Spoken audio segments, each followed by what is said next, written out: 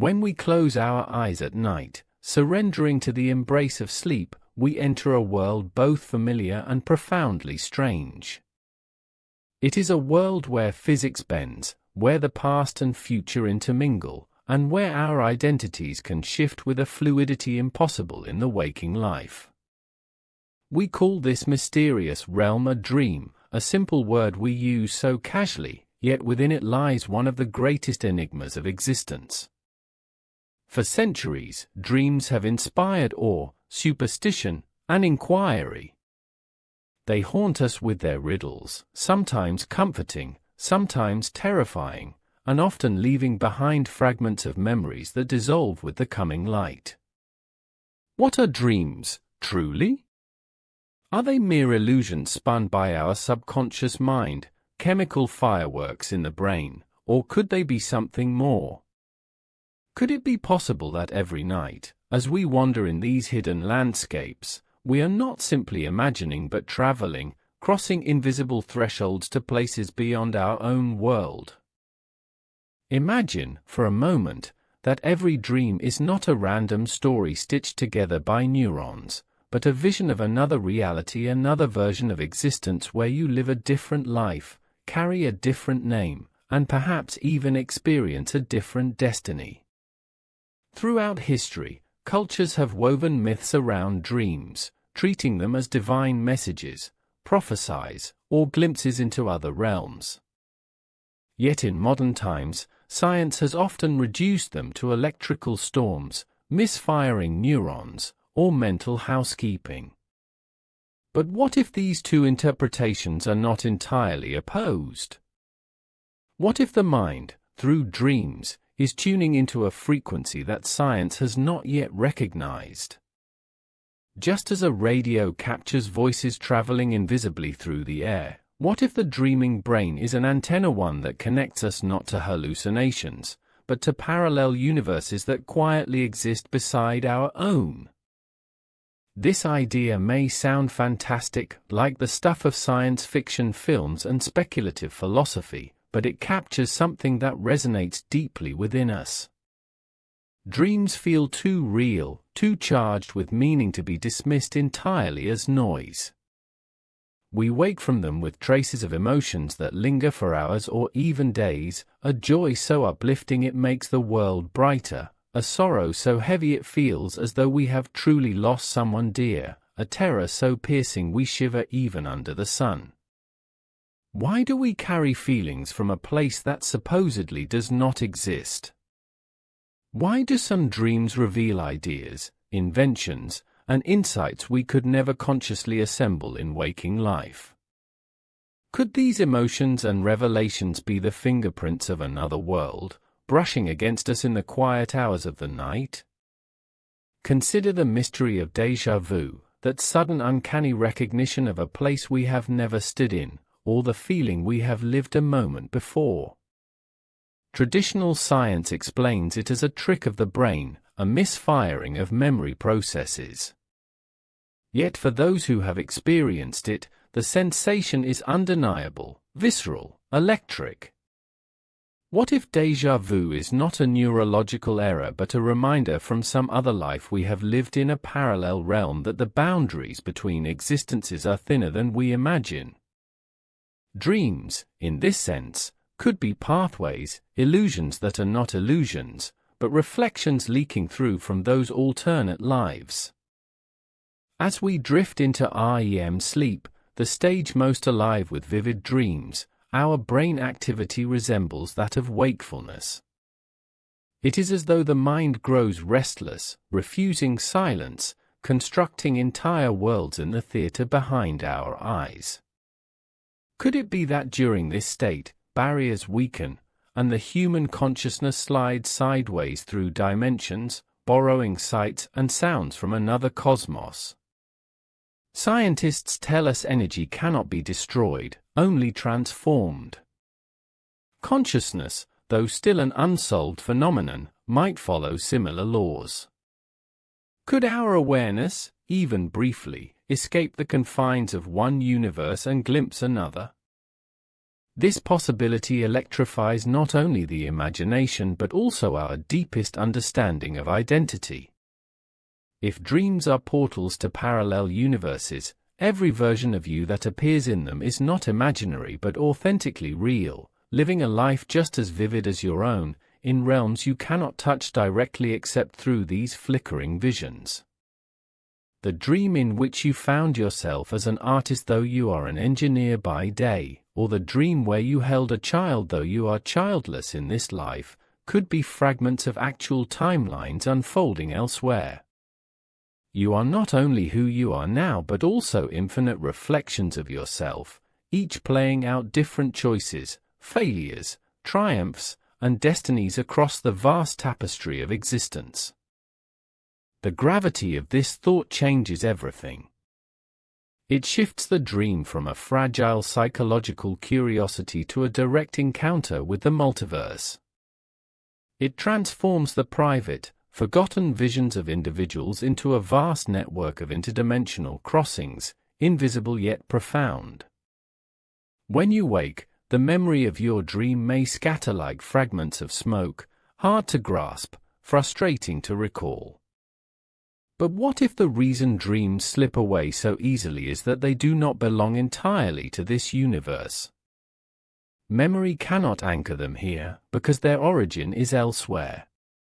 Like trying to carry water cupped in your hands across a desert, most of it spills before you arrive, leaving behind only the faint sensation of moisture, proof that something precious was once there. Throughout human history, accounts of prophetic dreams have shaped lives and even altered the course of nations. Leaders have claimed to be guided by visions in sleep, artists and inventors have awakened to new ideas that seemed gifted from beyond, ordinary people have dreamed of events that later unfolded with uncanny accuracy. These rare but compelling instances beg the question, are such dreams coincidences, or could they be windows through which the boundaries between timelines breathe into our own? If the mind is capable of glimpsing another universe even for a fleeting moment, what doors does that open? Perhaps the most haunting aspect of this question is its intimacy. Dreams are not abstract theories left to scientists or philosophers. They happen to you, to me, to every human being without exception.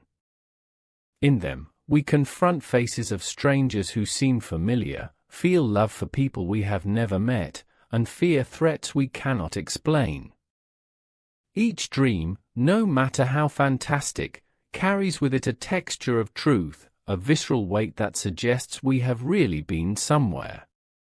If those places exist, then every night we are travelers, unconscious explorers stepping into infinite versions of reality without packing a suitcase or crossing a border, adventurers slipping through universes with nothing more than the turning of the mind.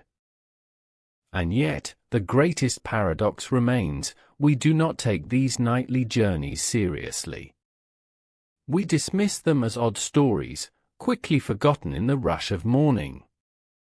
We treat the dream world as if it were smoke and shadow, ephemeral and meaningless. But what if we are wrong?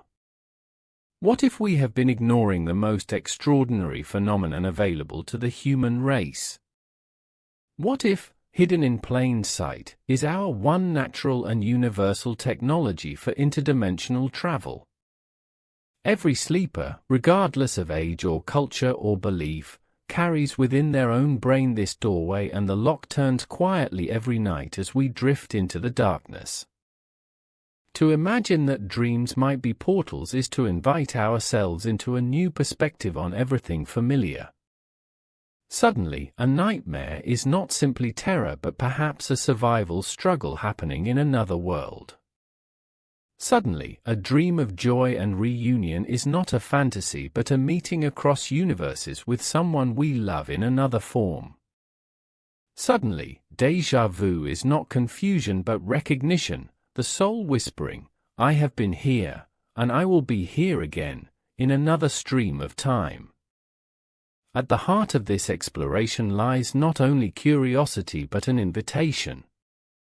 The invitation is to look again at the nature of reality, to admit the possibility that the stories we carry from the night belong to something greater than ourselves.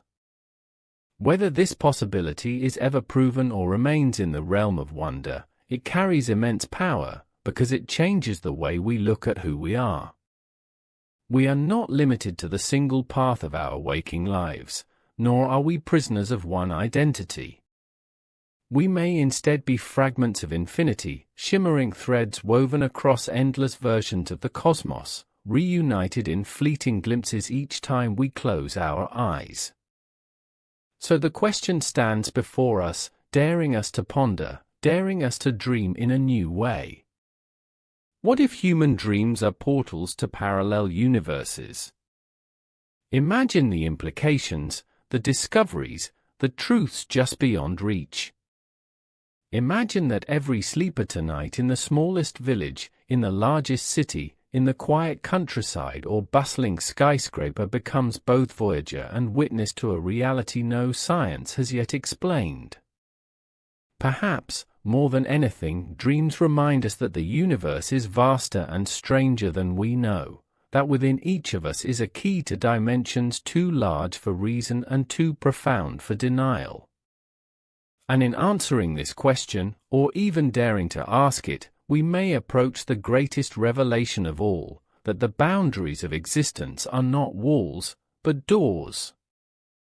Dreams have always sat at the crossroads between the measurable and the mystical, caught in the tension between what we can explain and what we still struggle to grasp.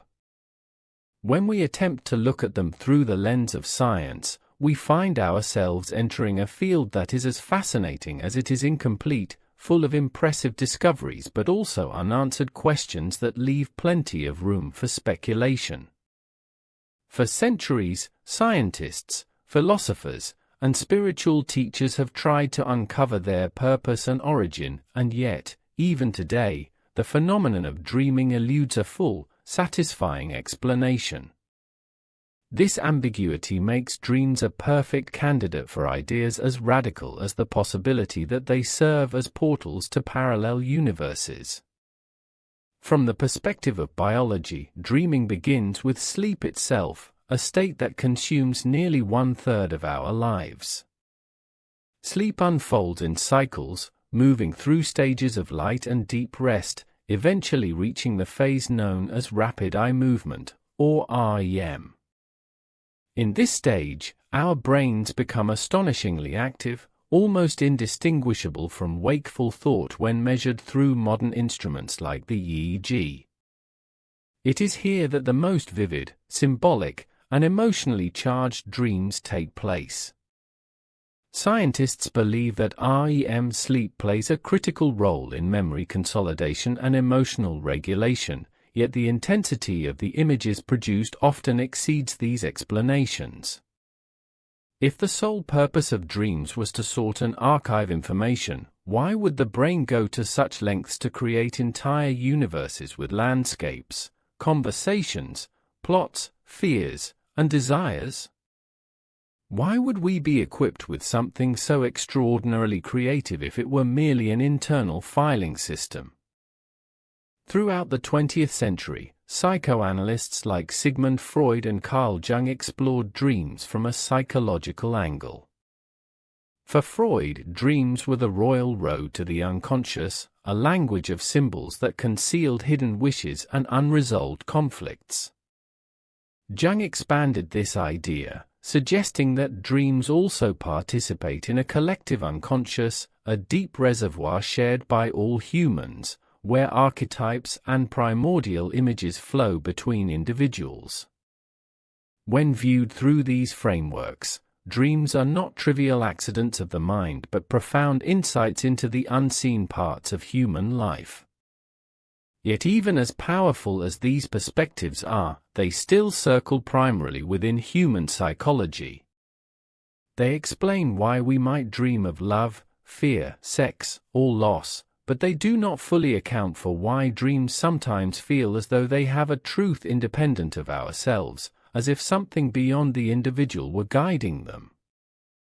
In the late 20th and early 21st centuries, neuroscience surged into the picture, armed with new technologies to scan, map, and probe the sleeping brain. Researchers discovered networks of neurons firing in remarkable synchrony, releasing neurotransmitters that sculpted dream experiences. The limbic system, which processes emotion, becomes highly activated, perhaps explaining why our dreams are often tinged with such potent feelings, while the prefrontal cortex, responsible for logic and judgment, goes partially offline, granting dreams their characteristic strangeness.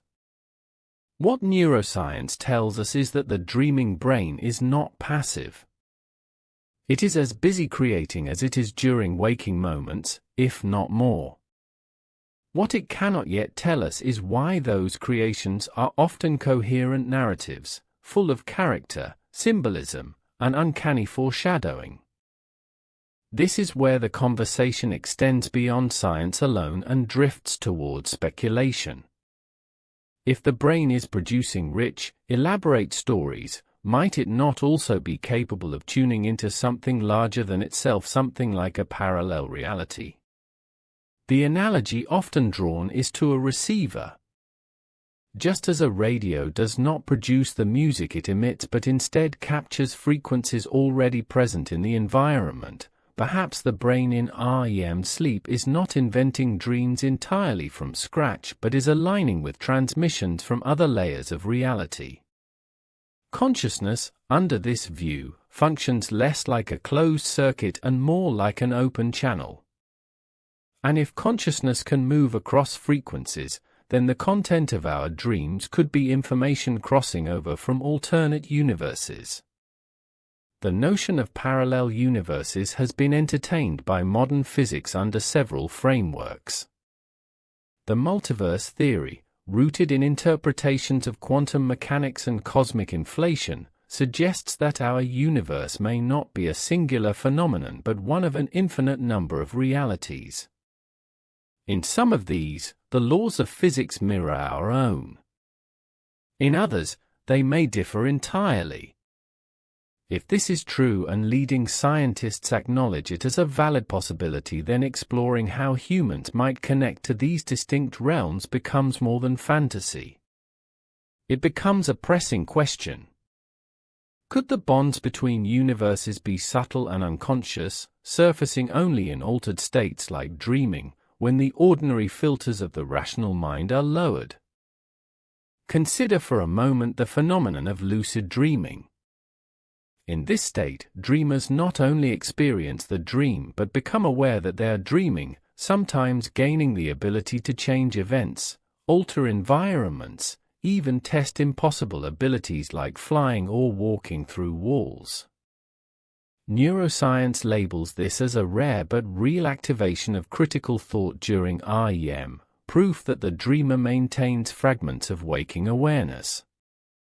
Yet, under a parallel universe hypothesis, lucid dreaming becomes more than a curiosity. It could be an instance where the dreamer, recognizing the reality of their alternate existence, begins to interact more intentionally with it. Instead of drifting passively through another world, they assert their will upon it, forging a bridge between self here and self elsewhere. Dream recall further complicates the mystery. We often awaken remembering only pieces, a crumbling landscape of impressions, half-told narratives, faces that dissolve even as we try to describe them. Scientists argue this is because the brain is not optimized to transfer memory from REM into long-term storage. But under the hypothesis of dreams as interdimensional journeys, another explanation presents itself. Perhaps the act of crossing a threshold between universes leaves most of the material behind, not because memory is weak, but because memory belongs in the world it was born in. Dreams resist capture because they are too foreign to anchor themselves fully in our waking world. They fade because reality itself rejects them. Across cultures, countless traditions have spoken about dreams as messages from outside the self, visions from gods, ancestral communication, or glimpses into dead or unborn lives. Indigenous peoples often treated dreams not only as personal experiences but as communal knowledge, guiding tribe decisions. For ancient Egyptians, dreams were direct communications from the divine. In Greek culture, they shaped omens and filled the temples of Asclepius with seekers of healing visions. That so many distinct cultures and epochs took dreams seriously, attaching to them cosmic significance, suggests there is something universally compelling about the idea that dreams are more than the byproducts of sleep. Perhaps ancient peoples, unburdened by modern skepticism, were touching intuitively upon the same idea we are wrestling with now, that dreams are windows to another order of existence. If we take such traditions seriously, then the modern framing of dreams as meaningless or merely internal seems impoverished.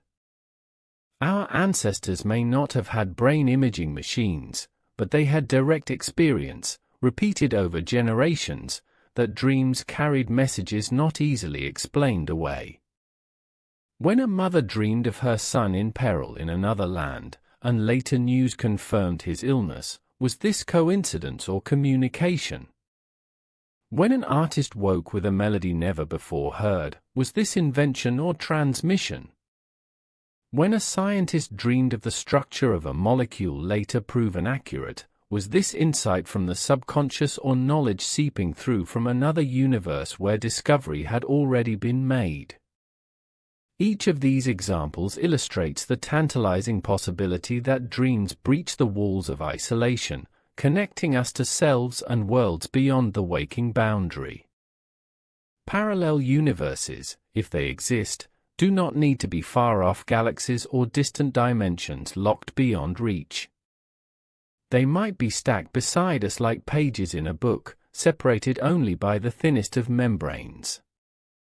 Dreams would then be ripples, brief crossings from one page to another, unbidden and spontaneous. In these crossings, time may not behave as we expect. The dream of tomorrow's event could be the impression left from a universe where tomorrow has already happened. The dream of a long-lost friend could be a visitation from a timeline where that friend still walks beside you. Quantum physics already suggests that time and space are not absolute but flexible, contextual, and bound up with observation itself. Dreams might be tapping directly into that ambiguity, bending the limits of how we perceive reality. The challenge, of course, lies in proving any of this. The scientific method demands evidence, reproducibility, clarity. Dreams vanish too easily in the daylight, leaving traces that resist the rigor of experiment. But perhaps new methodologies could emerge. Imagine laboratories designed not only to record brainwaves but to map dream content, compare it across dreamers, and test whether patterns emerge that align with events no participant could consciously know. Imagine technologies built as consciousness amplifiers, extending lucid dreaming and stabilizing the connection so that dream explorers could stay longer, recall more clearly, or even journey together inside the same landscape. To some, this sounds like fiction. To others, it is the natural next step in the evolution of science, opening its doors not just to physical measurement but to the frontier of consciousness itself. For now, the evidence remains anecdotal, scattered in stories, experiences, and rare breakthroughs of insight. But the absence of proof is not proof of absence.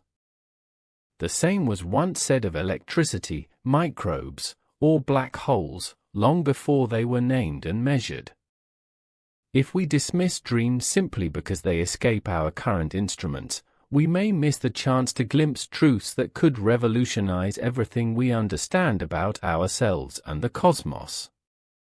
Science, after all, thrives not only on certainty but also on daring speculation.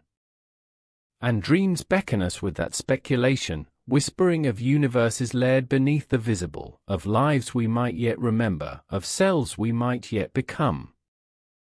To approach dreams in this way is to invite a radical humility about what it means to be human. We are not isolated minds trapped in a single narrative, but rather apertures through which infinity shines. The boundaries of our memory and identity are not confinements but filters, allowing just enough light from other worlds to seep through without overwhelming us. Each dream then becomes a message, a mirror, a passage. Some are chaotic, distorted by the noise of our own psychology.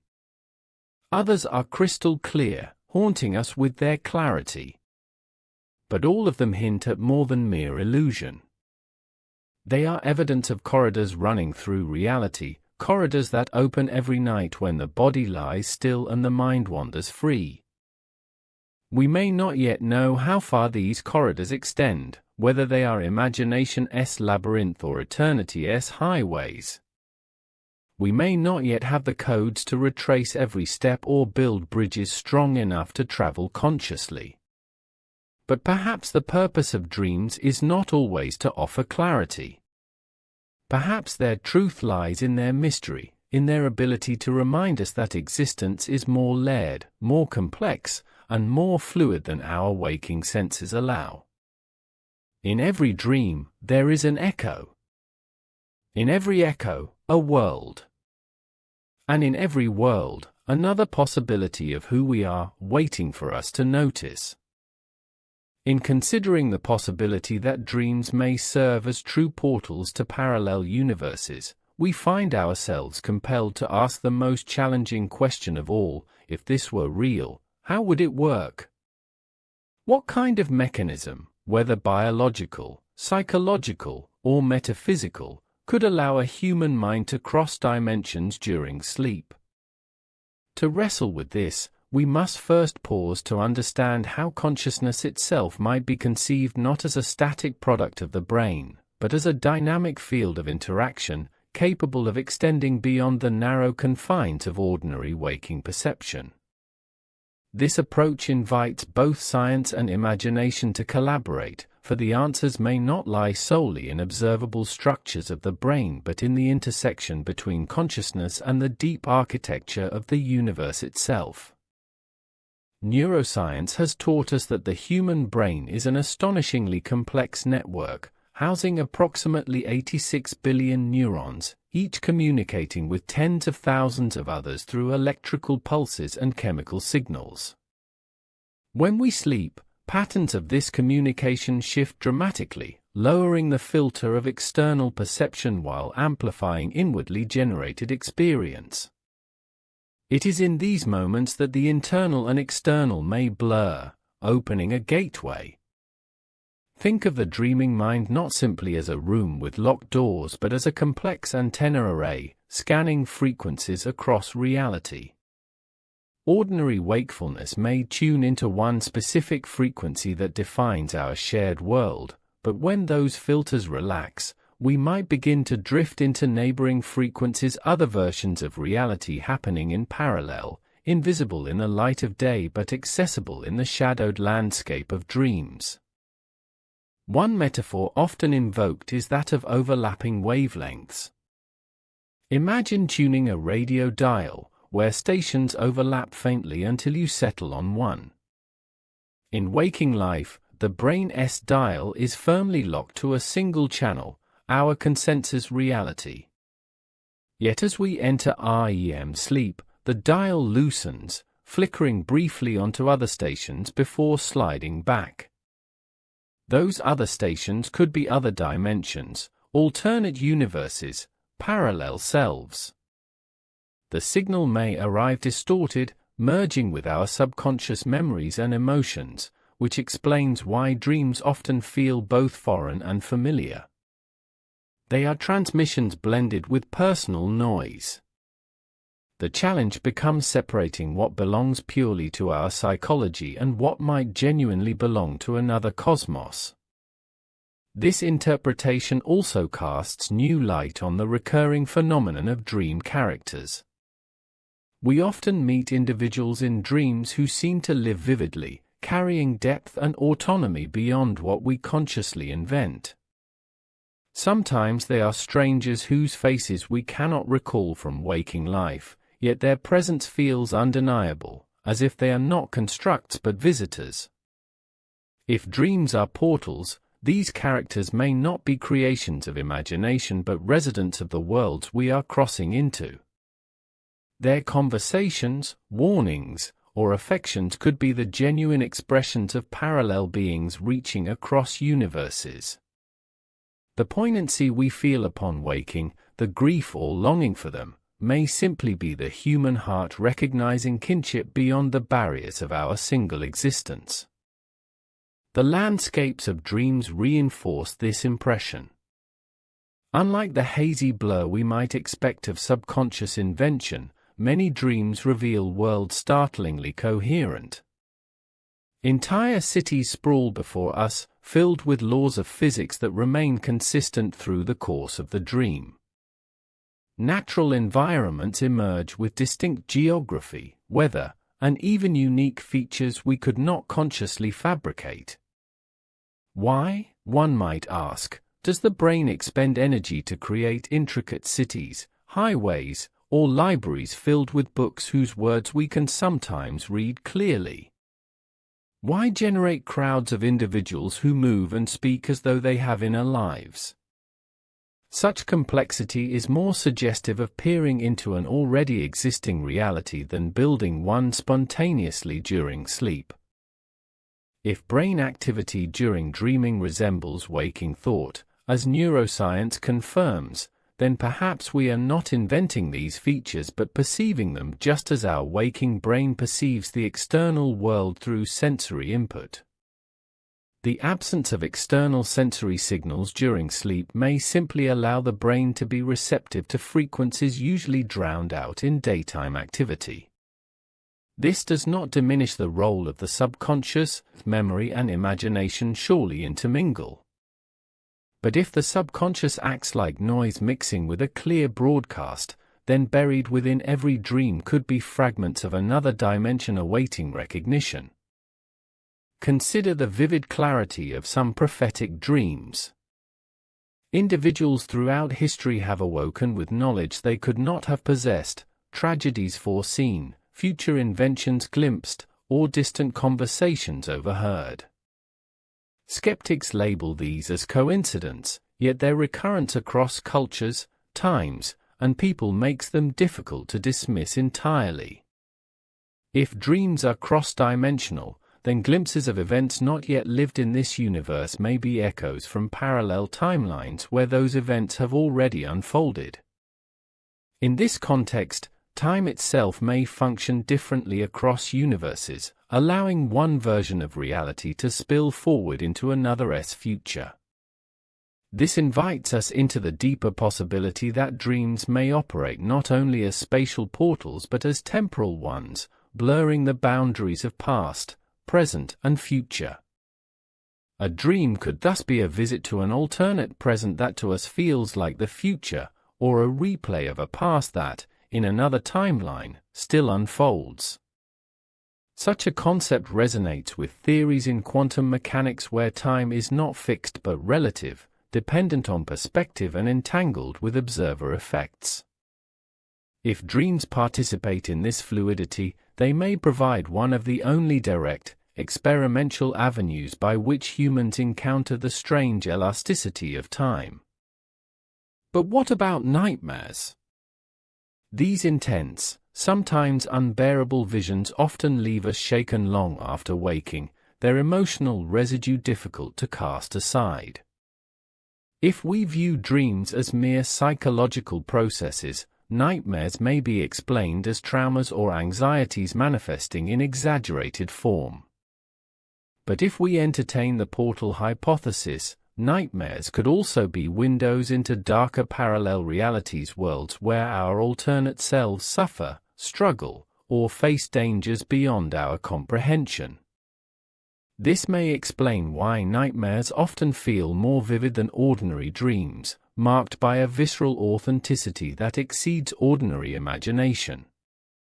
They may be glimpses into the sorrows and fears of those other versions of ourselves, a reminder that life in the multiverse is diverse, with joy distributed unevenly across its branches. The concept of déjà vu strengthens this argument further. How often have we walked into a room, heard a phrase, or watched an event unfold and felt the uncanny certainty that it has happened before? Conventional science explains this as a neurological glitch, a misfiring that confuses short and long-term memory. But what if déjà vu is evidence of bleed-through from a dream where we earlier visited that precise moment in a parallel universe? That flash of recognition, inexplicable under rational thought, may be memory's way of signaling that the multiverse brushed against us, that we briefly became aware of overlapping trajectories of existence. Lucid dreams present even greater potential. In them, the dreamer not only perceives the alternate universe but realizes it consciously. They sometimes manipulate environments, interact deliberately, or experiment within the dream. If these environments are real, then lucid dreamers are not inventing fantasy but actively shaping events in parallel domains. The ethics and implications of such influence are staggering. Could actions in a lucid dream ripple into another universe, altering the fate of individuals beyond our waking self? And if so, what responsibility do lucid dreamers bear as travelers between realities? From here we can extend toward the speculative but thrilling idea that our world itself may sometimes be a dream from the perspective of another dimension. If our dreams are their waking life and our waking life their dream, then reality becomes reciprocal. Each universe borrows energy, impressions, and experiences from its counterparts, each informing and enriching the other. In this sense, dreaming is not merely a private act but part of a cosmic ecosystem, the continuous exchange of awareness across infinite planes. We may never be fully separate from our alternate selves, but rather constantly engaged in dialogue, whether conscious or not. The scientific challenges of exploring such a theory are immense. Consciousness remains one of the least understood phenomena in modern science. Current biological theories can describe neural correlates but not the intrinsic feel of experience, the qualia that make dreams so subjectively powerful. If consciousness is indeed fundamental rather than emergent, existing as a field that brains only interface with rather than produce, then portals to parallel universes become comprehensible. The brain would not create consciousness, but channel it. And in sleep, when ordinary input quiets, perhaps the channel widens, granting us access to the broader field in which entire realities swim. The ancient poet Rumi once wrote that the dream is the shadow of something greater, a reminder that truth spills into perception in symbols. Modern philosophers argue that our waking world may itself be a simulation, a layer of reality among layers. If so, dreams could be the glitches, the cracks in the simulation through which the larger architecture is revealed. Whether seen through spiritual, philosophical, or scientific lenses, the resonance remains the same. Dreams hint that our lives are neither solitary nor singular, but immersed in a multiverse wider than imagination. If the brain acts as an antenna, the body as a vessel, and consciousness as the traveler, then dreaming is the nightly voyage. Every individual becomes an explorer, voyaging into dimensions that science has not yet charted but that humanity has long intuited. Perhaps one day, as technology evolves, we will develop the means to stabilize these journeys, to prolong them, to extract knowledge with clarity. Until then, the mystery remains alive in each of us, whispered every night when our eyes close, handed down across history in fragments of vision and prophecy. Dreams will continue to perplex, to delight, and to terrify. But beneath them may lie something astonishing, the proof that existence is infinitely larger than we can yet measure, and that every night we walk its hidden roads. If dreams are indeed portals to parallel universes, then the natural question that follows is whether we can find tangible traces, clues in lived experience that suggest such crossings occur more than mere speculation. The human record is full of testimonies, strange encounters, and extraordinary coincidences that resist the neat boxes of conventional explanation. When examined carefully, these experiences reveal patterns that stretch across cultures, across centuries, and across the full spectrum of human life. They speak of dreamers who wake convinced they have touched something real, not imagined, carrying evidence that seems to defy rational dismissal. In this way, dreams become not just private phenomena, but shared hints of a deeper structure of reality. One of the most compelling categories of evidence comes from prophetic dreams, dreams that foreshadow events not yet realized in waking life. These stories are among the most difficult for skeptics to accept, yet they repeat with such frequency that entire books and archives are dedicated to their collection. People have dreamed of disasters, fires, accidents, storms, deaths that later occurred with astonishing similarity. Others have dreamed of names, numbers, or images that later proved crucial in real-world discoveries. Most famously, history tells us of instances where entire nations were shaped by the dreams of their leaders. For example, Abraham Lincoln is said to have dreamed of his own assassination just days before it transpired, describing to his friends an eerie vision of a coffin guarded by soldiers in the White House. Whether one doubts the precise recollection or not, countless other documented cases reinforce the unsettling sense that dreams can leak information from what lies ahead. One cannot simply explain these away as chance coincidence, for the specificity of detail can at times be chilling. A mother dreams of her child drowning in water, wakes in terror, and later finds the child in real danger near a lake. A scientist dreams of a novel pattern of molecules, later proven instrumental to their research.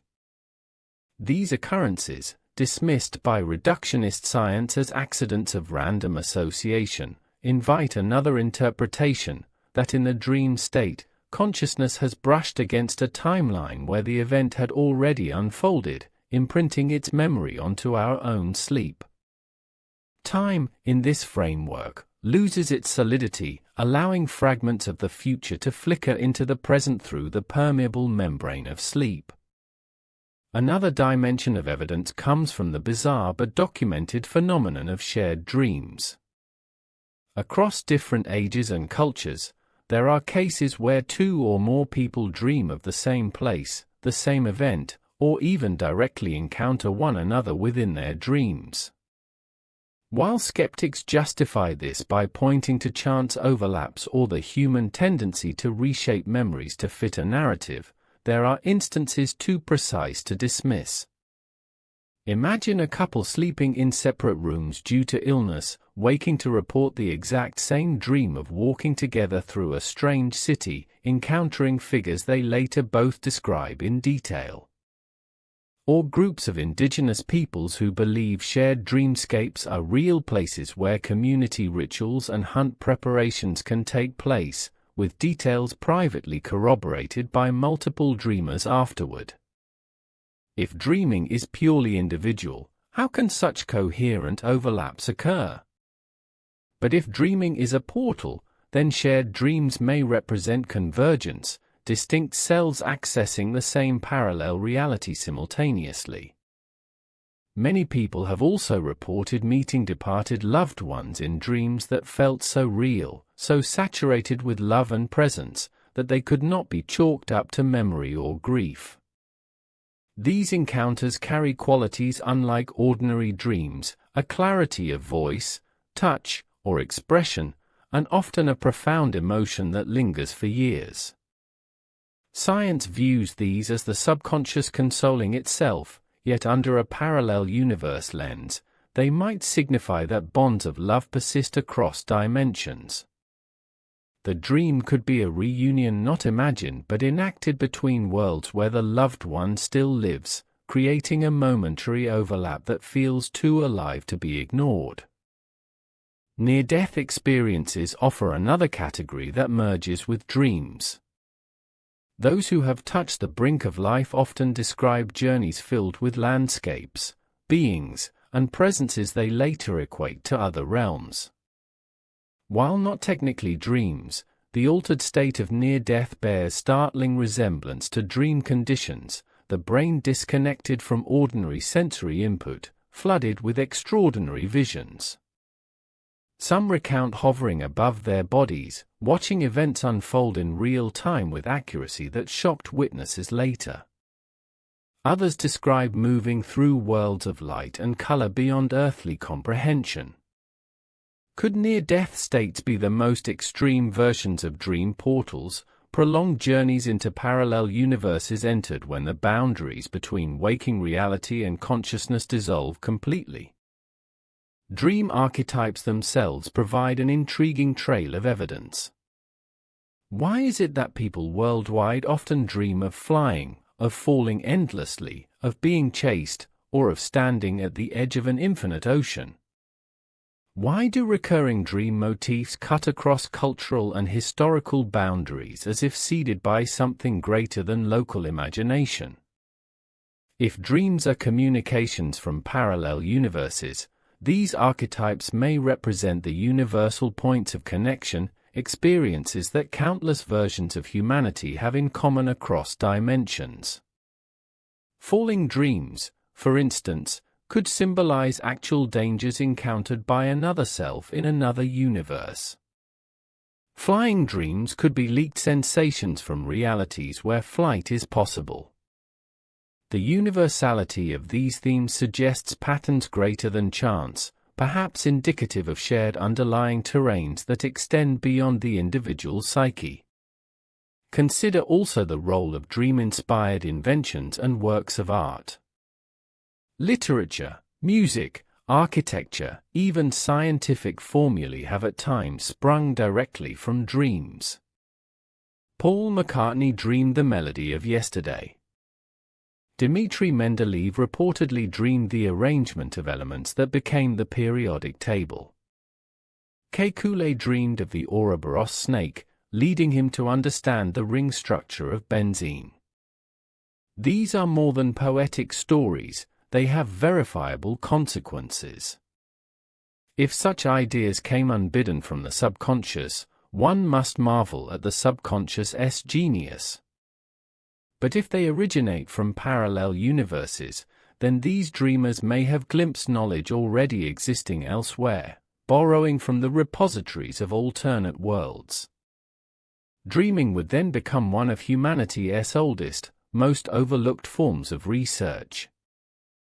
The connection between dreams and déjà vu is another thread worth following. So often, people recognize a moment as one they believe they dreamed before. Days, weeks, or years earlier, they recall a dream of walking through a certain street or speaking a particular phrase, and when those events occur in waking reality, déjà vu strikes like a revelation. Again, reductionist science chalks this up to neural misfiring. But the uncanny precision some describe knowing not just the place but the exact word someone will speak resists such hand-waving dismissal. In the context of parallel universes, déjà vu may be the conscious mind remembering what another version of the self already experienced, transmitted through dreams long before.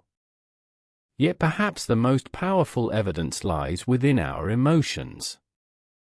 Every person can recall a dream that left them shaken for hours, if not days, the feeling of loss so profound waking tears could not be suppressed, the exhilaration of accomplishment so vivid it haunted waking hours, the impossible love so real it ached to be lost.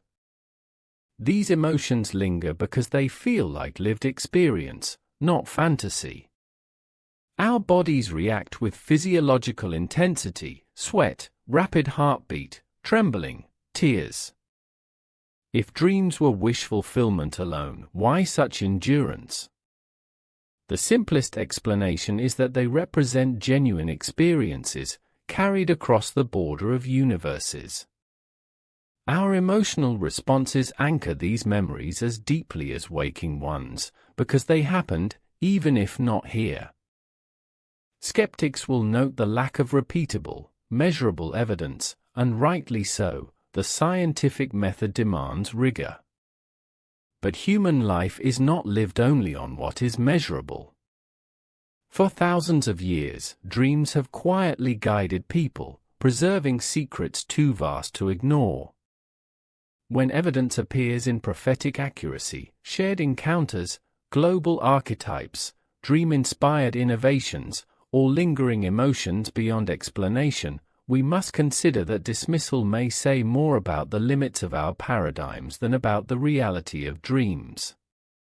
Evidence does not always announce itself in controlled experiments. Sometimes, it comes cloaked in story, memory, poetry, and synchronicity, whispering truths just beyond reach. If dreams are portals, then the testimonies of dreamers everywhere belong not just in diaries but in the record of human exploration. Dreams then become artifacts soft, slippery, ephemeral, but no less real than fossils or starlight. They offer maps, however incomplete, to universes that science has yet to chart. And if we take them seriously, we begin to weave a new vision of humanity, one in which each of us is both participant and witness to realities wider than any single life. In this tapestry, dreams are not illusions. They are travelers' tales. They are dispatches from other worlds that pass through us, reminding humanity that the edges of existence are not the limits of what is, but the beginnings of what might be. When we open the question of personal meaning within the hypothesis of dreams as portals, a whole new dimension unfolds, one far more intimate than scientific theory, yet no less profound. If each dream is not a mere internal projection but an actual encounter with alternate versions of ourselves, then the dream becomes a mirror to our infinite identity. The figures we meet, the trials we face, the joys we feel, all reflect possibilities of who we might be across different realities. Dreams cease to be casual episodes, random scripts stitched together at night. Instead, they become nightly expressions of the multiverse, with each dreamer engaging in dialogues between their countless selves. This realization shakes our assumptions about the boundaries of individuality, memory, and destiny. We often assume identity to be singular, fixed by memory and biography, confined to one body and one timeline. Yet dreams confront us with selves that contradict this narrative. We dream of being younger or older than we are, occupying lives with companions we have never met in waking reality, walking through homes that feel as familiar as childhood houses though we know they don't exist in this world. These experiences carry a strange authenticity. They do not feel like invention. Instead, they feel like recollection, as though the dream has cracked open a hidden door, revealing fragments of another life we are living elsewhere. These overlapping identities are more than fantasies. They suggest the presence of multiple versions of ourselves, each with its own story. If this interpretation holds true, then every dream offers us an encounter with the other me. Each time we slip beneath the surface of sleep, we may be stepping into the skin of another self, borrowing their eyes for a fleeting hour. Perhaps the dream of being an artist, though our waking self never touched paint, is not fantasy but someone else's truth in the multiverse. Perhaps the dream of nurturing children, when in this world we are childless, reflects the tangible sensations of love and responsibility experienced in a parallel timeline. These glimpses give weight to the idea that identity is fluid, existing not as one straight line but as an endless branching tree, each branch a valid and vibrant life. This idea also reshapes our understanding of longing and memory. How often do we awaken with the ache of missing someone who does not exist in our waking world? A spouse, a friend, a lover, whose face remains so vivid that our hearts mourn their loss. What if this ache is not a trick of imagination but the residue of a real bond from another universe? In that world, we have known them deeply, and every dream visitation is a reunion. The longing, then, is not inexplicable, it is love persisting across dimensional boundaries.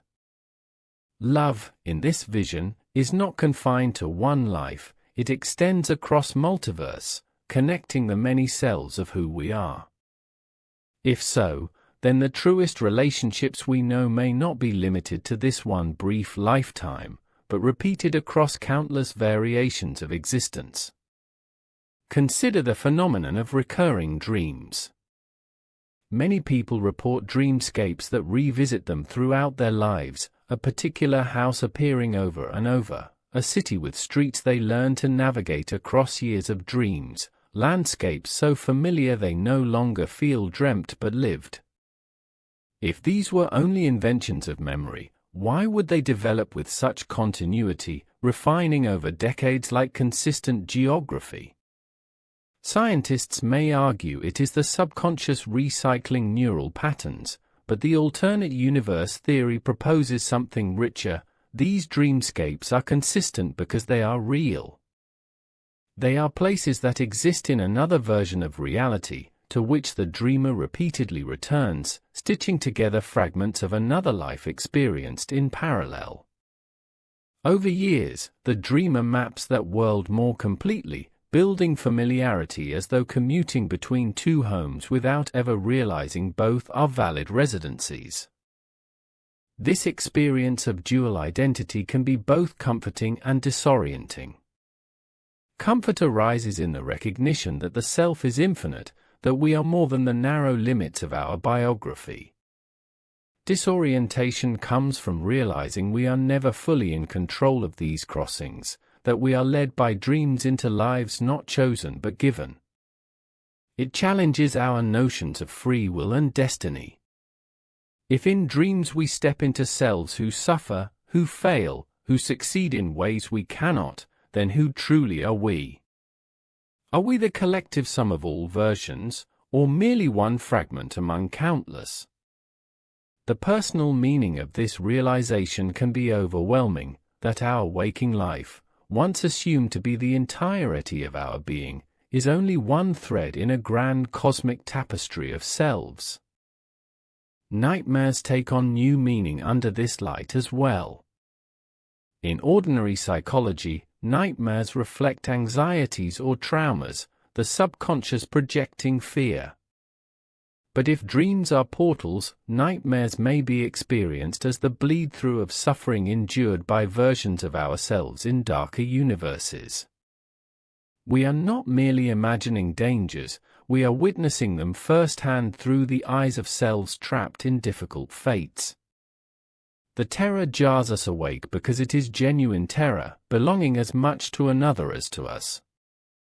This explains why nightmares can feel far more real than ordinary dreams, branded into memory with the weight of lived experience. In such cases, nightmares become calls to compassion. By experiencing the states of our other selves, we learn resilience and empathy. We realize we are connected even to the pain of our infinite lives. On the other spectrum, dreams of joy and triumph expand our hearts with possibilities. When we dream of accomplishments not yet achieved, or of profound happiness, it is as though we are borrowing inspiration from other versions who have attained what we long for. In this sense, dreams become teachers, reminders of paths available to us if we dare shift our choices. A waking scientist discouraged in their work may dream of the breakthrough their parallel self has achieved, waking renewed, driven by knowledge that success is possible. A lonely person may dream of connection experienced by a parallel self, waking with hope that love exists somewhere for them as well. In this framework, dreams become a kind of communication between selves, a way of encouraging, consoling, or warning each other across the strata of the multiverse. The question arises, why do we not remember all these encounters clearly? Why does so much slip away upon waking, leaving behind only fragments and shadows? If we are genuinely experiencing parallel lives, why are the records so incomplete? Perhaps it is a matter of survival. If we carried the full weight of our infinite selves every morning, we might lose grip on the coherence of this life. Memory, in this view, acts as a gatekeeper, allowing only glimpses, lest we overwhelm the fragile fabric of identity in this dimension. Forgetting is not failure, but design a way to allow each version of ourselves to live fully without being crushed by the echo of all others. Yet the traces that remain, the emotions, the symbols, the recurring lives are enough to remind us that identity extends further than the narrow horizon of biography. We are infinite, but for our own stability, we are encouraged to focus on one timeline at a time. From a spiritual perspective, this realization echoes ancient teachings. Many faith traditions speak of the soul as eternal, inhabiting forms across lifetimes. Dreams have long been regarded as voyages of the soul, journeys through other realms. The modern concept of parallel universes may not be in conflict with these traditions, but rather an updated language pointing to the same truth. Dreams show us the multiplicity of existence, hinting that who we are cannot be contained in one body, one timeline, one story. For the individual, this realization may grant both profound humility and profound empowerment. We are smaller than we thought, but we are also greater than we ever imagined. Another layer of personal meaning emerges when we consider creativity. We know artists, writers, and visionaries who attribute much of their work to dreams, narratives, melodies, or visions that flow through them at night. If dreams are portals, this creativity is not just imagination but translation messages and stories drawn from other universes, delivered into ours as art. In this way, dreamers act as ambassadors, bringing fragments of other realities across the threshold. For the individual, embracing dreams as such transforms personal creativity from random spark into cosmic participation. The artist no longer asks, "What did I invent?" but rather, "What did I carry across?" Dreams also become a form of guidance. Beyond mere inspiration, they often provide warnings or direction. People have spoken of dreams that led them to safety, informed them of illness, or guided major life decisions. Here again, the portal hypothesis shines. If our other selves experience divergent outcomes based on different choices, perhaps the dreams deliver their wisdom. One self reaches tragedy, another finds fortune, and the message surfaces in a dream, guiding us toward the better path. For the dreamer who listens, this means every night could be a council of selves, a multiversal forum offering warnings and whispers from across dimensions. Its implications for personal growth and decision-making are enormous. But the meaning is not only abstract, it is bodily. Our physiology responds to dreams in ways indistinguishable from waking experiences: heart racing, sweat breaking, muscles trembling. On a neurological level, the body knows no distinction between an event lived here and a dream lived elsewhere. Dreams shape our waking identities, our beliefs, and our health. This suggests they are not peripheral but central to the human condition. The personal meaning, then, is not simply that we entertain fancies, but that we live multiple lives at once, and each life influences the others. Identity is no longer local but interwoven, a symphony of selves resonating across universes. If we embrace this idea fully, then dreams become a nightly invitation to listen, to observe, to seek meaning beyond the veil of waking experience. Every morning holds the trace of another self speaking to us. Every sorrow may be our reminder of lives struggling elsewhere, every joy a gift from a happier self passing encouragement through. Recognizing this, individuals can reframe their lives not as solitary but as deeply connected across infinite horizons. This imbues even the smallest dream with significance. Even the absurd or nonsensical visions may carry the weight of communication, coded in the strange language of parallel selves. The personal meaning, therefore, is both comforting and challenging. Comforting, because it tells us we are not alone, fragmented, or small.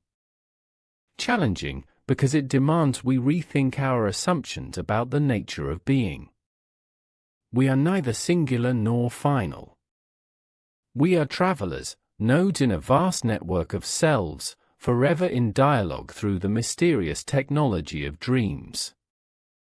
This realization may be the beginning of a new philosophy of identity, one that recognizes the self, not as one, but as infinite, woven through multiverse and nightly reunited through the secret passage of sleep. Thus, to the individual, the dream is far more than a curiosity. It is the nightly revelation of a truth too large for daylight to contain. The question is not whether dreams hold meaning, they always have, in every human culture, but whether we are ready to accept the extent of their truth. To do so is to awaken not from dreams, but into them, realizing that what we thought was fantasy may instead be revelation, that what we thought was escape may actually be encounter, and that what we thought was only us may actually be infinity speaking with our own voice.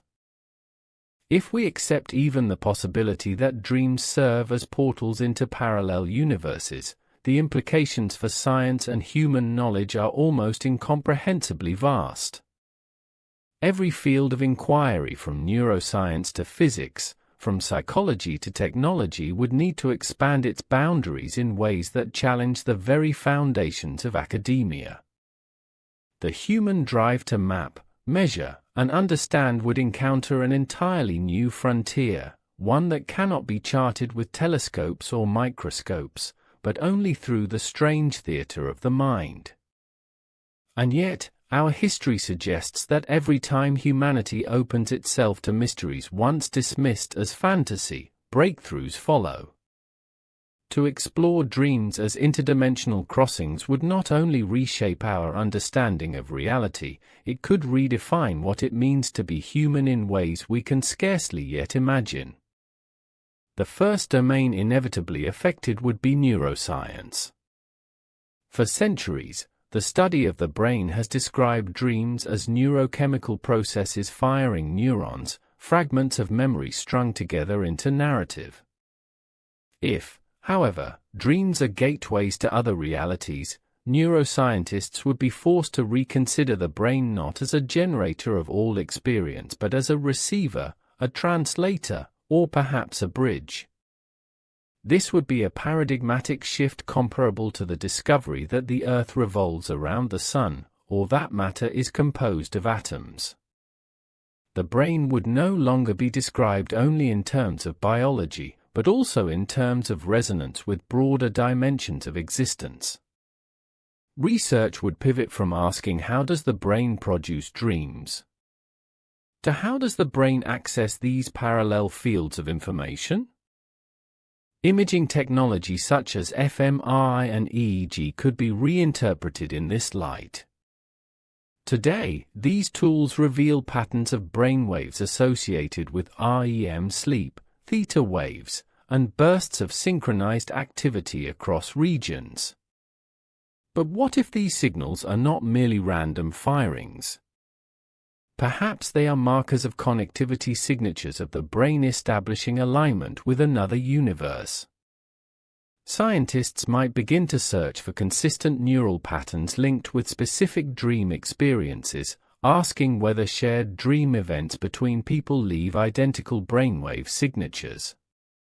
If such patterns were discovered, they would be the first map not of internal thought, but of transdimensional connection. This line of inquiry also raises the possibility of communication technology. If the brain is an antenna, then perhaps it can be tuned deliberately. Already, experiments have been conducted with lucid dreamers trained to communicate from within dreams, signaling with eye movements or performing agreed-upon tasks. Extending such research into the portal hypothesis suggests staggering prospects: devices that stabilize brain frequencies to enhance dream awareness, tools that allow multiple dreamers to access the same dreamscape, or even technologies that decode dream content into visual or auditory form. Imagine a laboratory not of microscopes and particle accelerators, but of dream explorers, hooked to machines translating their journeys into shareable experiences. The dream could become science's next space program, an exploration not of outer space but inner cosmologies, with dreamers as astronauts of consciousness. The field of physics would be equally transformed. For decades, scientists have speculated about the existence of multiverse, infinite parallel realities spinning out of quantum events, or universes generated by cosmic inflation, or layers of simulation within greater structures. If dreams provide experimental access to parallel universes, then consciousness may become the missing piece of multiverse theory.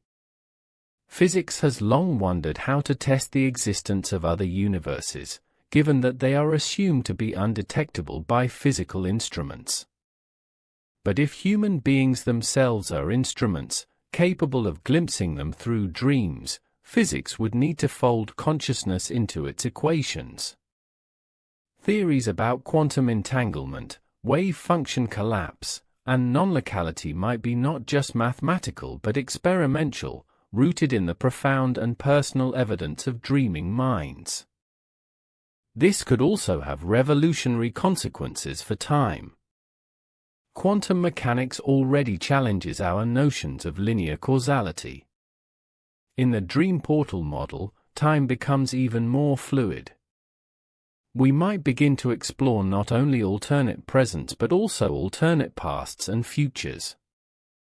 Scientists could ask whether dream prophecies occur because parallel futures already exist, and whether information leaks across the fabric of universes. The notion of causality itself would evolve, with dreams acting as conduits where timelines intersect. Experiments might attempt to test information retrieval from dreams, searching for cases where dream knowledge consistently predicts unknown events. If such studies bore fruit, they would render the line between science and mysticism forever blurred. Psychology, too, would undergo a renaissance. For over a century, therapy has used dreams to explore the unconscious. Freud saw them as disguised wishes, Jung regarded them as expressions of the collective unconscious. In the dream portal paradigm, therapy would not only interpret dreams symbolically but also literally. The dreamer's struggles and joys may belong to actual versions of themselves. Therapy could evolve into interdimensional integration, helping individuals understand their lives not as singular but as intersections of many selves.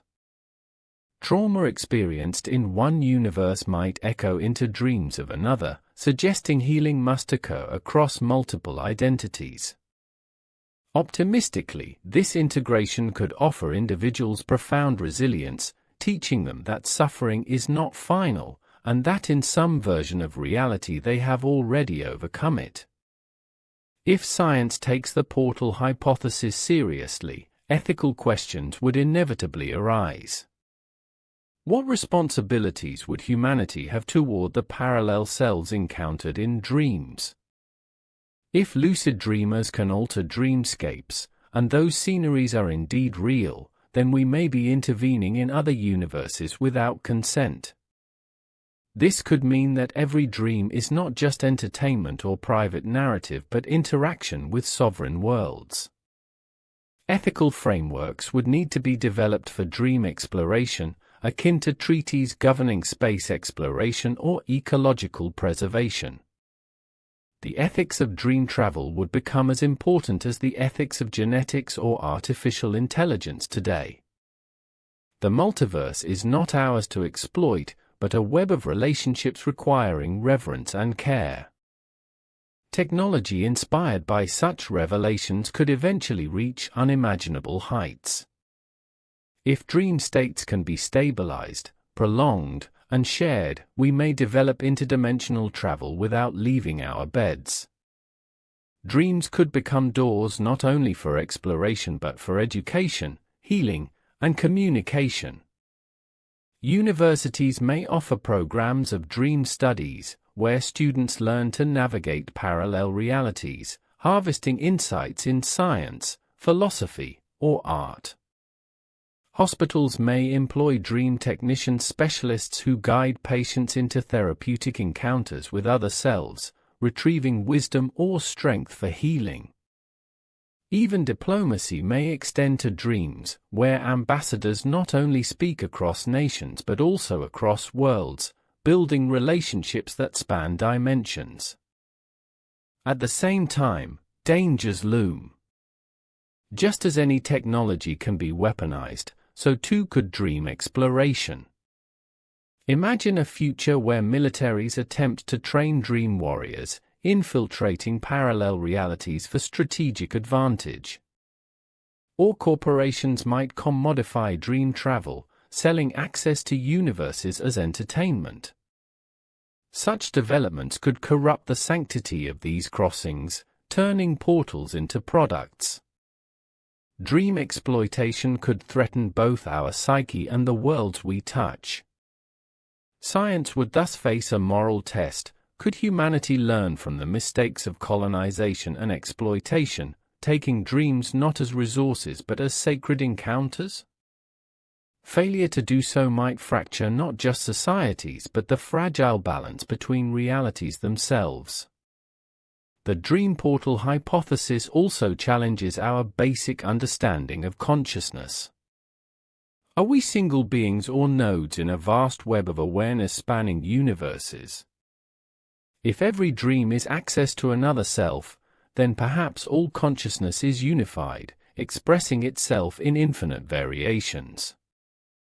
This would align with mystical traditions that describe humanity as many branches of one spirit, sparks of one fire, fragments of one eternal source. Science would be forced to grapple with the possibility that consciousness is not derivative of matter but fundamental, the bedrock of reality from which matter arises. Such a paradigm shift would be the grandest in history, uniting the insights of physics, neuroscience, psychology, and spirituality into a single vision. Another implication emerges in the realm of evolution. For centuries, we have believed biological adaptation occurs through mutation, natural selection, and environment. But if dreams allow us to access knowledge from parallel worlds, then human evolution may not be limited to material processes but guided also by interdimensional learning.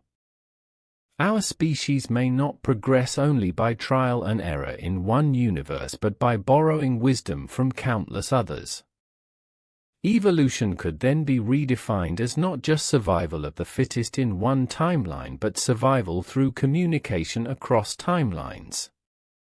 Our innovations, our philosophies, even our moral sensibilities, might be influenced not only by environment but by echoes of who we are elsewhere. Education would eventually reinvent itself under this understanding. Imagine classrooms where students are guided through structured dreaming, learning geometry not from textbooks but by stepping into worlds where geometry manifests as living architecture. Imagine lessons in biology where students meet other versions of themselves, comparing life patterns to understand the impact of choice and circumstance. Dream-based learning could provide direct experiential access to universes where knowledge has already advanced far beyond our own, allowing us to import breakthroughs without centuries of struggle. Humanity's intellectual development could accelerate exponentially if dreams become intentional and cooperative laboratories of the multiverse. Religion and spirituality would also be profoundly affected, though perhaps less surprised. Most traditions already regard dreams as sacred channels, visions from deities, ancestors, or other realms. The dream portal hypothesis would not negate their beliefs but validate them in scientific terms, bridging the gap between faith and reason. Instead of dismissing visions as superstition, society would recognize them as verified crossings into parallel domains. Interfaith dialogue could evolve into interdimensional dialogue. Humanity may begin to see the divine itself as distributed across universes, each dream a glimpse of the sacred infinite. One cannot consider such changes without reflecting on the daily lives of ordinary people. If we came to accept that every dream is a real encounter with another self, then every morning would carry new weight. People would record their dreams as spiritual correspondence, pay attention to their symbols not as metaphors but as direct messages. Family members might find themselves seeking connection with lost loved ones through dream encounters, treating sleep as a nightly communion. Even casual conversations would change. "I dreamed of you last night," once an idle remark, would become "we met last night in another world." This shift would knit human community tighter, making every interaction charged with multiversal possibility. At its most profound, such a transformation might alter the human sense of mortality. Death itself could be reinterpreted not as an end, but as a transition from one dream of existence to another. If we are infinite selves across infinite universes, then the loss of one identity is not annihilation but passage. Dreams would serve as rehearsal for death, showing us nightly that identity continues beyond the waking state.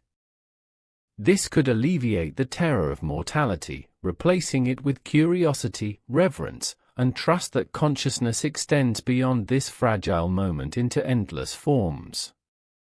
Science and spirituality might then join hands in the recognition that existence itself is eternal, varied, and abundant beyond imagination. The transformation of science under this paradigm would not be easy. Institutions thrive on skepticism, demanding proof. But revolutions in thought often begin in speculation, in the dream of possibility. Fire was once unimaginable, as was flight, electricity, relativity, and quantum fields. If humanity dares now to take dreams seriously not as noise, but as map and message, we may be standing at the edge of the next revelation. Not a small revelation, but one to rival Copernicus, Darwin, or Einstein, the revelation that we are not bound to one world, one body, or one time. We are explorers already, voyaging every night, carrying fragments of eternity in the fragile currency of memory. Perhaps this is the deepest scientific implication of all, that in chasing dreams, we are not escaping reality but expanding it. Every dream is data. Every dream is evidence. And in collecting them, studying them, comparing them, we may one day prove what the heart already whispers, that the multiverse is real, and that we, humble sleepers, are its nightly travelers. If dreams connect us not only with our own parallel lives but also with universes beyond, the cultural and social consequences are staggering. This is no longer simply a matter of neuroscience or physics, nor is it confined to philosophy or psychology. It penetrates deep into the realm of human meaning, into the institutions that shape civilization itself. Religion, spirituality, art, politics, folklore, and collective memory would all find themselves reshaped beneath the weight of this possibility. Humanity has always been a species nourished by stories, and dreams have always been among its richest sources of narrative. If they are understood as portals, as real bridges to other realities, then every culture, from the smallest village to the grandest empire, would reinterpret itself through this revelation.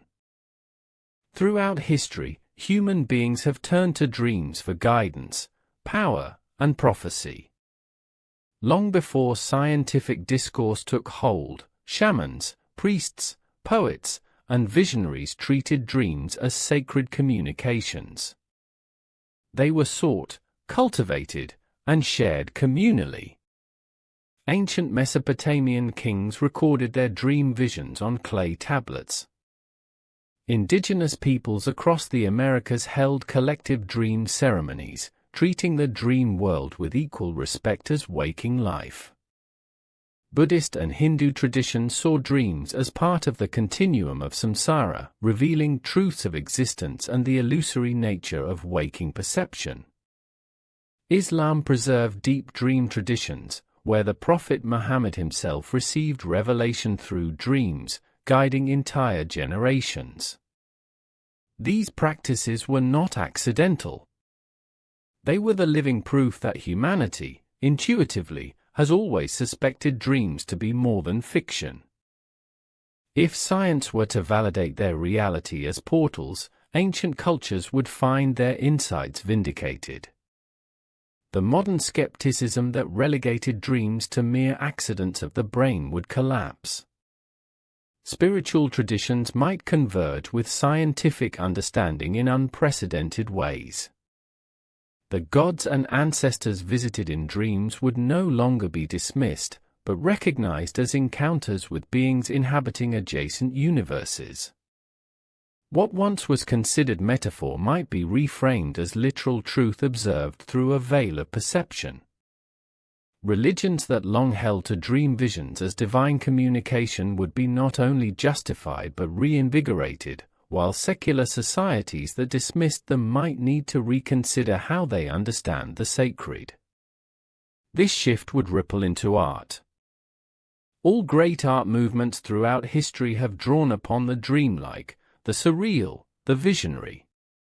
From cave paintings evoking shamans' visions to the surrealists of the 20th century, who tried to paint dreams onto canvas, artists have always dived into the unconscious as though it were another reality worth rendering. Now, if dreams are revealed to be genuine parallel worlds, art could no longer be called imitation or invention, it becomes documentation.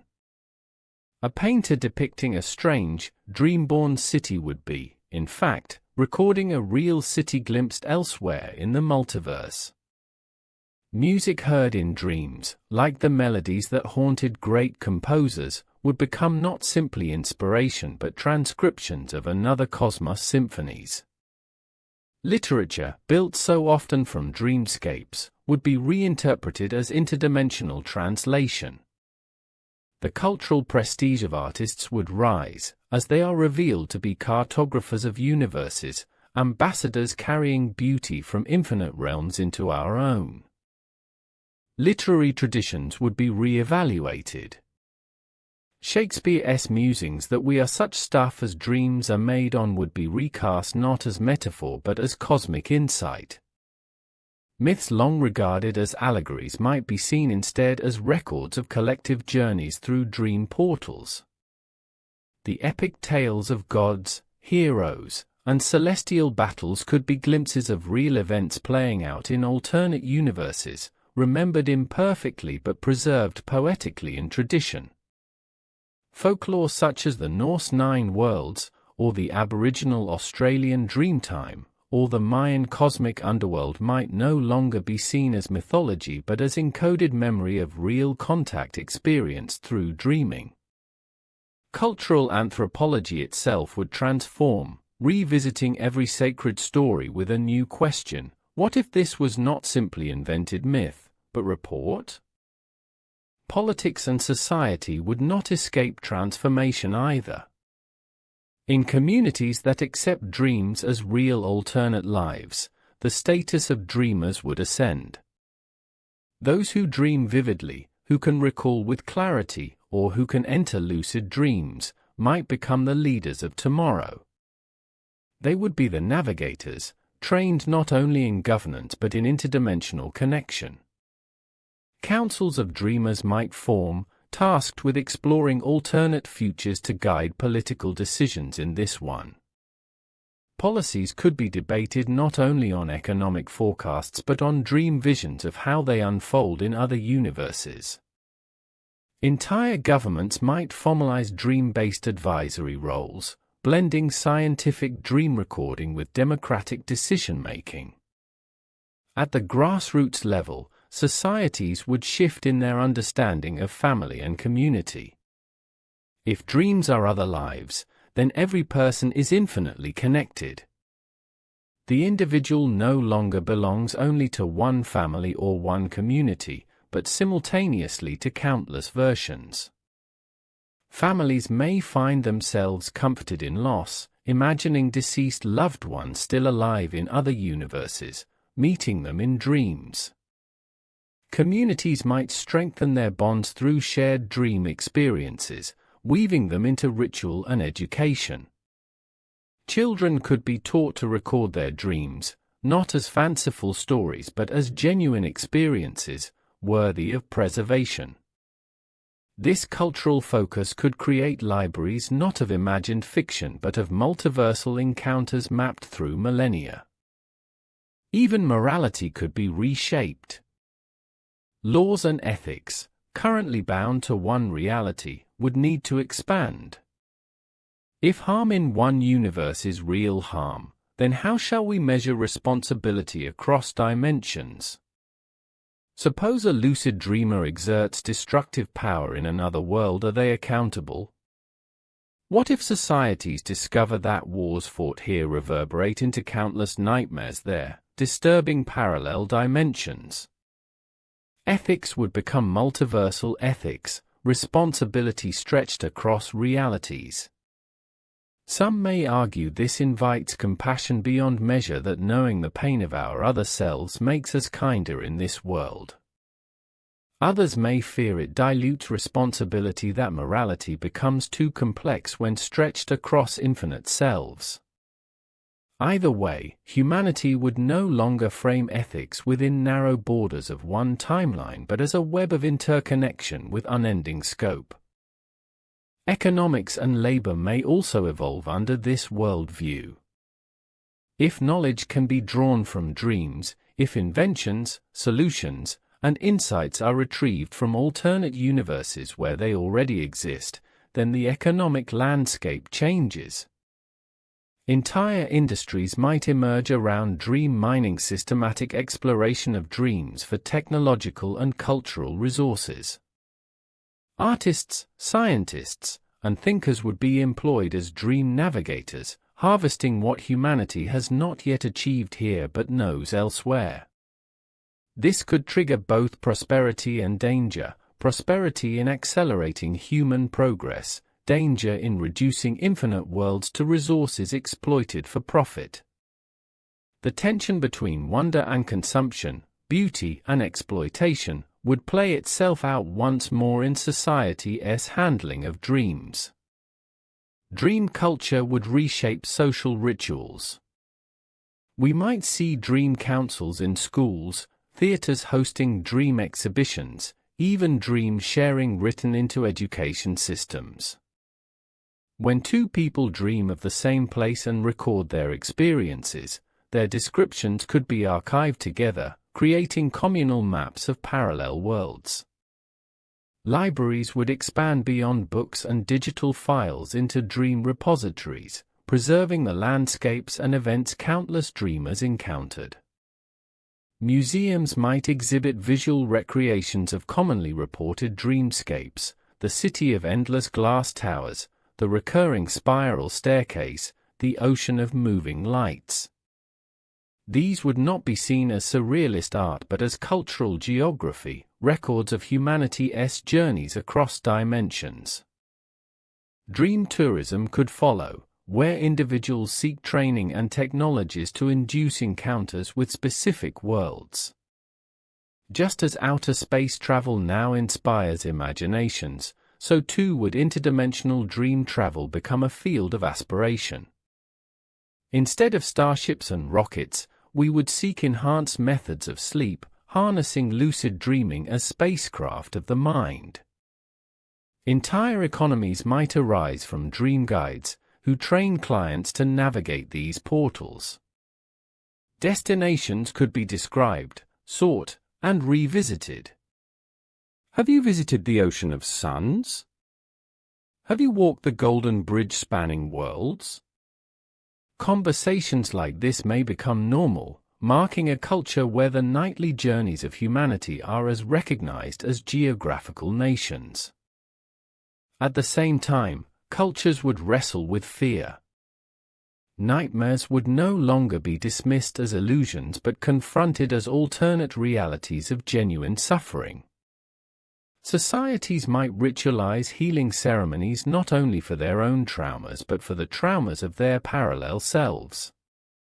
Nightmares, once banished with superstition or therapy, would be treated as interdimensional emergencies requiring communal response.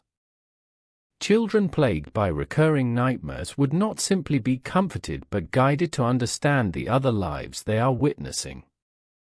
In this sense, compassion and community responsibility would deepen, stretching not only across neighbor and nation, but across realities. Worldwide communication could radically shift under the dream portal model. With systematic training, dreamers from different nations might meet in shared dreamscapes, bypassing physical borders. International diplomacy could extend into dream worlds, where leaders meet not on terrestrial soil but in neutral dream territory, forging agreements face-to-face in realms built by shared consciousness.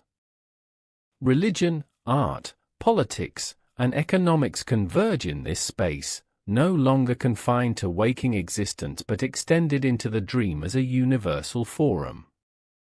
Dreams could function as humanity's first truly global commons, accessible to every sleeper regardless of wealth or geography. This cultural and societal evolution would also confront resistance. Not everyone would accept the interpretation of dreams as real. Skeptics, scientists, and governments might deny it, fearing destabilization of existing order. Religious institutions might splinter, some embracing the validation of their traditions, others resisting the reinterpretation of divine dreams as simply alternate universes rather than supernatural revelations. Power structures would shift, creating struggle between the old guardians of truth and the new pioneers of dreaming. History suggests such shifts are inevitable when paradigms turn. Galileo faced resistance, Darwin ignited upheaval, Einstein revolutionized without universal acceptance. Dreams as portals would ignite a cultural revolution equal to or greater than any before it. Yet in the long view, societies adapt. And when they do, the human story deepens. Art grows richer, spirituality more profound, politics more holistic. Dreams as real portals could provide the cultural glue humanity has lacked, a shared mystery binding us across differences of race, nation, or belief. Every human sleeps. Every human dreams. If we come to believe those dreams are doorways into the infinite, then we share not only a planet but a cosmos of parallel lives. In this recognition, divisions may soften. Wars may lose their justification. Compassion may grow as we realize we harm nobody less than ourselves, repeated endlessly in other forms. In the end, the social and cultural outcomes of dreams as portals hinge upon how we choose to receive them. Treated with reverence, they could inspire a renaissance of imagination, empathy, and progress. Exploited carelessly, they could summon chaos, commodification, and control. The cultural path is not predetermined, but the opportunity is extraordinary. Dreams remind us of who we already are: storytellers, explorers, builders of meaning. If dreams open the multiverse before us, then culture itself will be the vessel through which we interpret and live this truth. And as always, culture will become the mirror the great dream humanity dreams about itself. If humanity one day awakens to the recognition that our dreams are not illusions generated by the subconscious but portals into other universes, then the outlook for our collective future would change in ways impossible to overstate. The very definition of possibility would expand beyond earthly horizons, and human beings would suddenly discover an inexhaustible reservoir of opportunity within themselves. Every sleeper would not only be a passive wanderer in the night but a traveler, an explorer, a messenger moving through infinite fields of reality. To understand the potential of such a discovery is to imagine the dawn of a civilization that reaches inward rather than outward for its greatest conquests, but whose inward journeys open doors as expansive as galaxies. The future of humanity may then unfold not only across space and time, but across dimensions opened by dreaming minds. One of the clearest opportunities lies in the pursuit of knowledge. Throughout history, science has advanced by trial and error, by generation after generation refining experiments, building theories, subjecting them to tests, revising, discarding, and discovering anew. Progress has been slow and costly, often requiring centuries for truths to unfold. But what if dreams, those nightly journeys into parallel universes, grant us access to knowledge already discovered elsewhere? In worlds where medicine has advanced centuries ahead, a dreamer might glimpse the principles of a cure. In universes where environmental crises took different turns, dreamers might learn strategies for survival. Even the architectures of mathematics, hidden from one mind here, could be displayed in luminous clarity in another dream. Ideas would no longer be confined to one timeline's slow unraveling but pooled across countless. If harnessed wisely, humanity could accelerate its learning exponentially, shrinking centuries of development into decades. This is not purely speculative. We have already collected stories of dream-born discovery, Kekulé seeing molecules dance in dream and realizing chemical bonds, Mendeleev dreaming of the periodic table, composers hearing music in dreams, architects sketching designs glimpsed in sleep. These are hints of the larger potential, not flukes of imagination, but genuine transmissions or recollections from parallel dimensions where such knowledge is complete. To systematically engage with this process would require developing new sciences of dream exploration, transforming individuals into researchers each time they close their eyes. Imagine institutes where dreamers are trained to record their experiences with precision, where interdisciplinary teams analyze dream reports not as random narratives but as data sets pointing to real alternate realities. Dream laboratories could serve as humanity's most powerful universities, where entire curricula are drawn from journeys across the fabric of dimensions. The potential for healing is equally profound. Many people already find solace in dreams, reporting encounters with deceased loved ones that bring closure, or glimpses into futures that provide hope. If these experiences are real contacts, then dreams could become a primary avenue of therapy. Doctors and patients might learn to tune their dreams to encounter healthier versions of themselves, returning from such journeys with knowledge about how to restore their waking bodies. Consider the immense weight of modern medicine, dependent upon material interventions, surgeries, drugs, machines. Now imagine a future where a patient receives guidance in sleep, an alternate self revealing the choices they made to stay healthy, or showing a cure discovered elsewhere. This redefines medicine as interdimensional collaboration, uniting not only the expertise of doctors but of countless versions of a patient existing across the multiverse. Healing becomes not only a biological process but a dialogue between selves. Psychological healing could be radically transformed as well. Trauma is often described as the burden of memory, the scar of past events carried forward.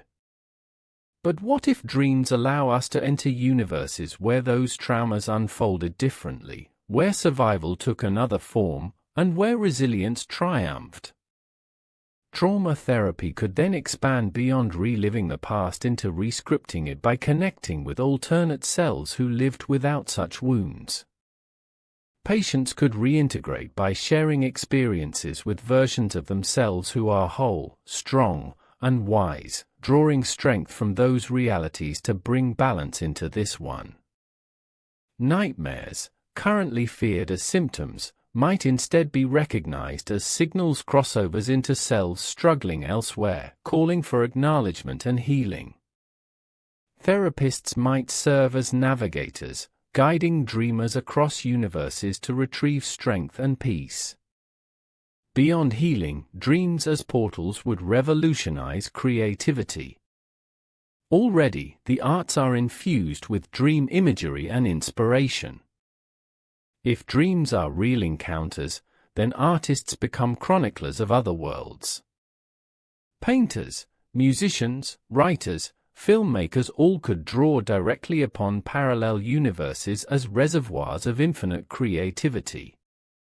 A composer might hear harmonies from universes structured on different physics, where sound itself resonates differently. A painter might glimpse colors unseen in this world, translating them as best they can into earthly pigments. Writers might return from fully fleshed universes with histories, mythologies, and philosophies already formed, offering them as fictions but in truth bringing across chronicles of lives we might otherwise never know. Dreams could fuel a new renaissance of wonder, producing artworks that remind humanity of its infinite reach. This expansion of creativity has another dimension, the possibility of cultural exchange. If shared dreaming can be cultivated, humanity might not only explore alternate universes alone but together, building interdimensional communities. Imagine entire artistic movements focused on collective dreaming, where groups of people meet nightly in worlds beyond, bringing back shared impressions to translate into waking art.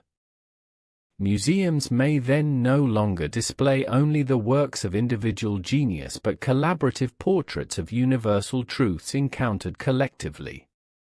Such art would no longer be just beauty but evidence testimony of parallel lives lived together. This creates opportunities for cultures to grow more united, bound by shared otherworldly journeys that transcend local history, language, or politics. Education could gain entirely new domains. Suppose schools train children not only in mathematics and history, but in dream navigation. Students could explore geometric forms directly, not as abstract drawings but as living environments in other universes where geometry shapes landscapes. History could be taught not solely through books but through journeys into universes where alternate versions of historical events played differently, giving students first-hand awareness of the weight of human choices.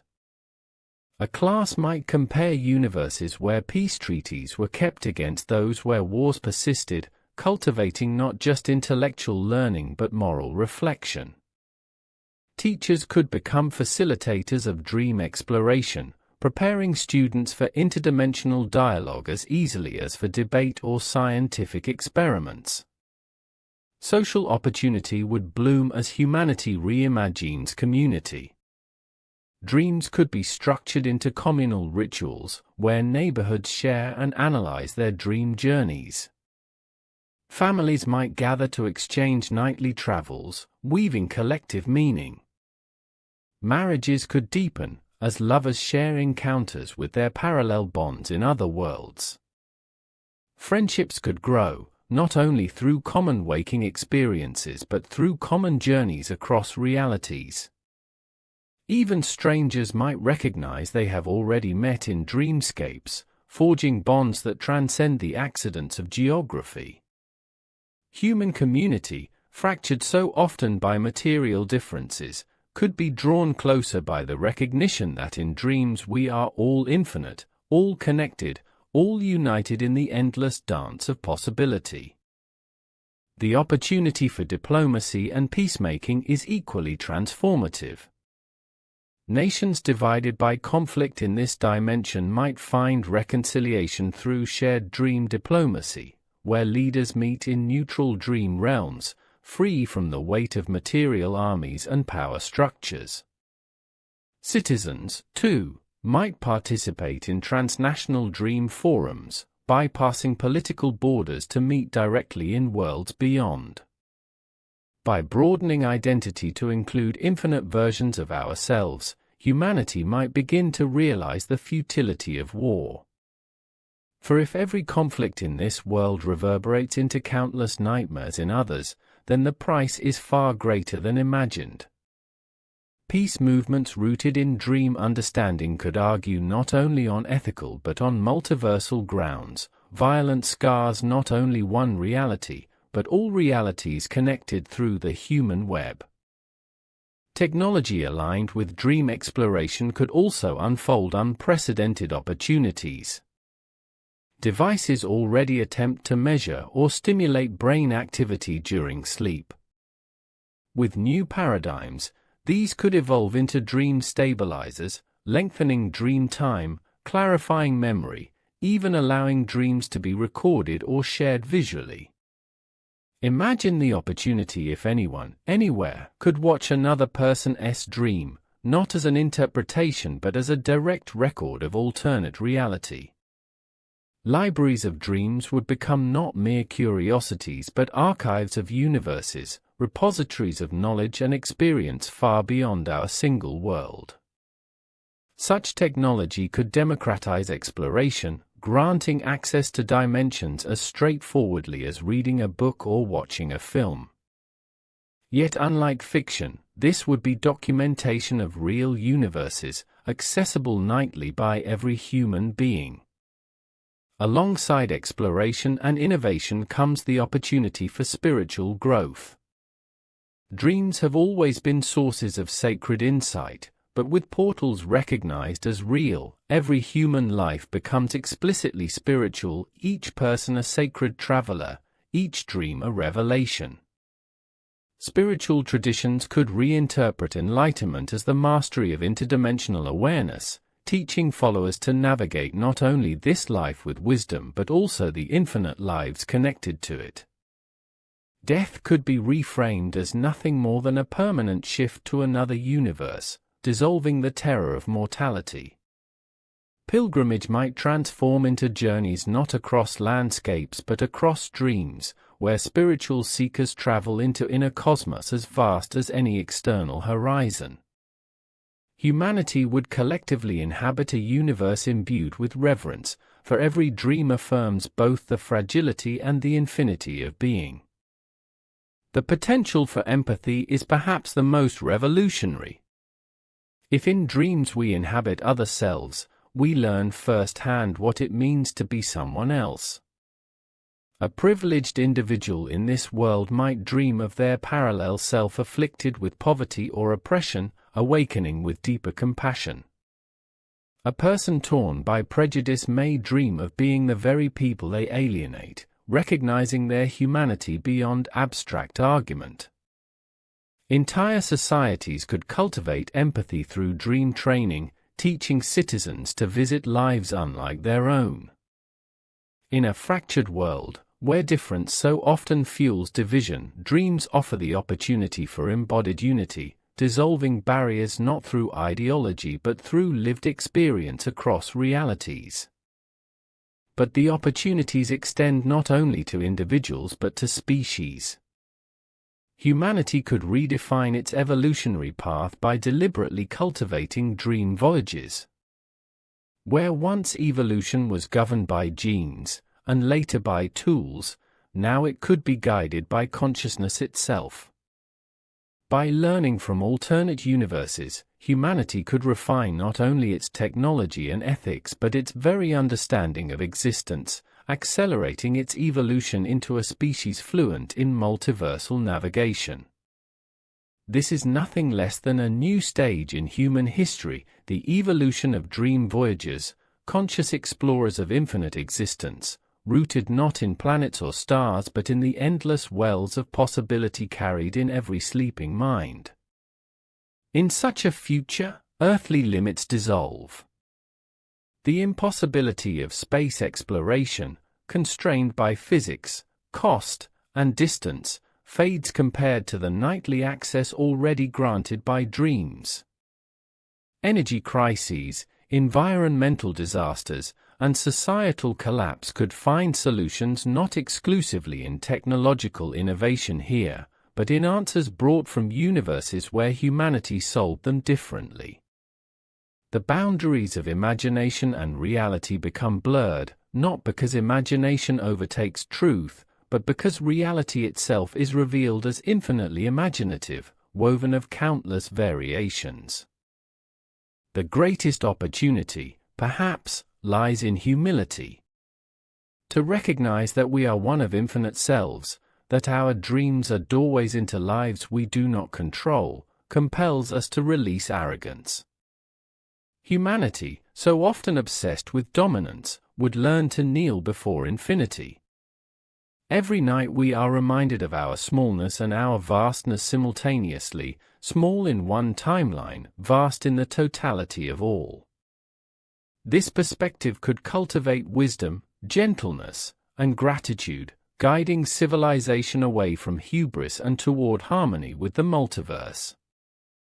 Thus the opportunities are endless, knowledge from universes ahead of us, healing through integration of alternate selves, creativity as interdimensional exchange, empathy through lived experience of others, diplomacy across dreams, spirituality deepened, mortality reframed, communities enriched, evolution accelerated. Humanity stands to gain not only advancement, but wholeness. Yet these opportunities require one essential act: reverence. Only when dreams are respected as real, when the portal hypothesis is embraced not with greed but with wonder, can the infinite possibilities unfold without self-destruction. The future of humanity, accessed every night in silence, waits patiently. The question is not whether the opportunity exists, it already does, each time we close our eyes. The question is whether we will awaken not just from dreams, but to them, ready to embrace the infinite horizons they reveal. If the dream truly functions as a bridge that allows us to step outside the narrow boundaries of our earthly existence and into the infinite arrangement of parallel universes, then the breathtaking opportunities of such a discovery are paired with immense difficulties and unprecedented dangers. For every possibility of progress, there comes an equal risk of corruption or collapse. For every door open to wisdom, there is also the possibility of stumbling blindly into ruin. It is in understanding these shadows that humanity might prepare itself to navigate the future responsibly, because the discovery of infinite horizons is only a gift if we possess the maturity to face them without destroying ourselves or those other worlds that we would inevitably touch. The first and perhaps most pressing challenge is the uncertainty of validation. Scientific paradigms demand evidence, reproducibility, and measurable outcomes, Yet dreams vanish in the light of waking consciousness, retreating into fragments that resist strict analysis. If humanity openly embraced the dream portal hypothesis without caution, entire societies could fracture under disputes over what is real and what is delusion. Already, history shows us that disputes over visions and prophecies have sparked not only inspiration but also fanaticism, wars, and oppression. If every dream is interpreted as truth from another universe, how do we distinguish knowledge from distortion?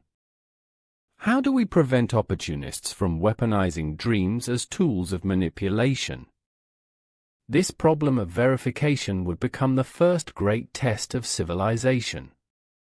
Societies might drown in confusion, with competing dream narratives invoked as justification for ideology, politics, or even war. Linked to this uncertainty is the problem of memory itself.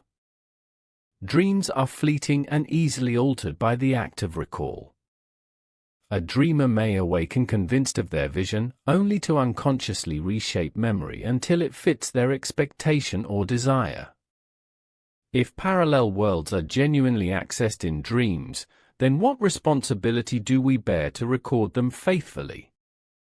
A careless or dishonest dream report could falsely influence decisions with consequences spanning across worlds. Memory, fragile at the best of times, becomes a serious vulnerability.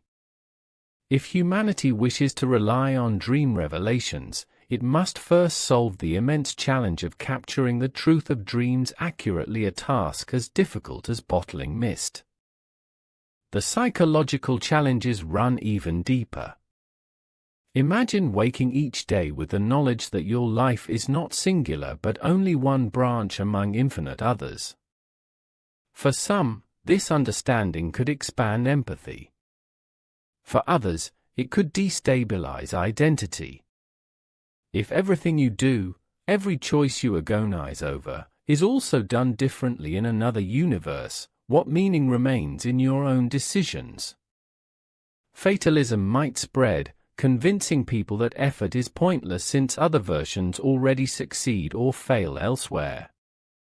The gravity of free will could collapse beneath the infinity of alternatives, leaving individuals paralyzed by meaninglessness or despair.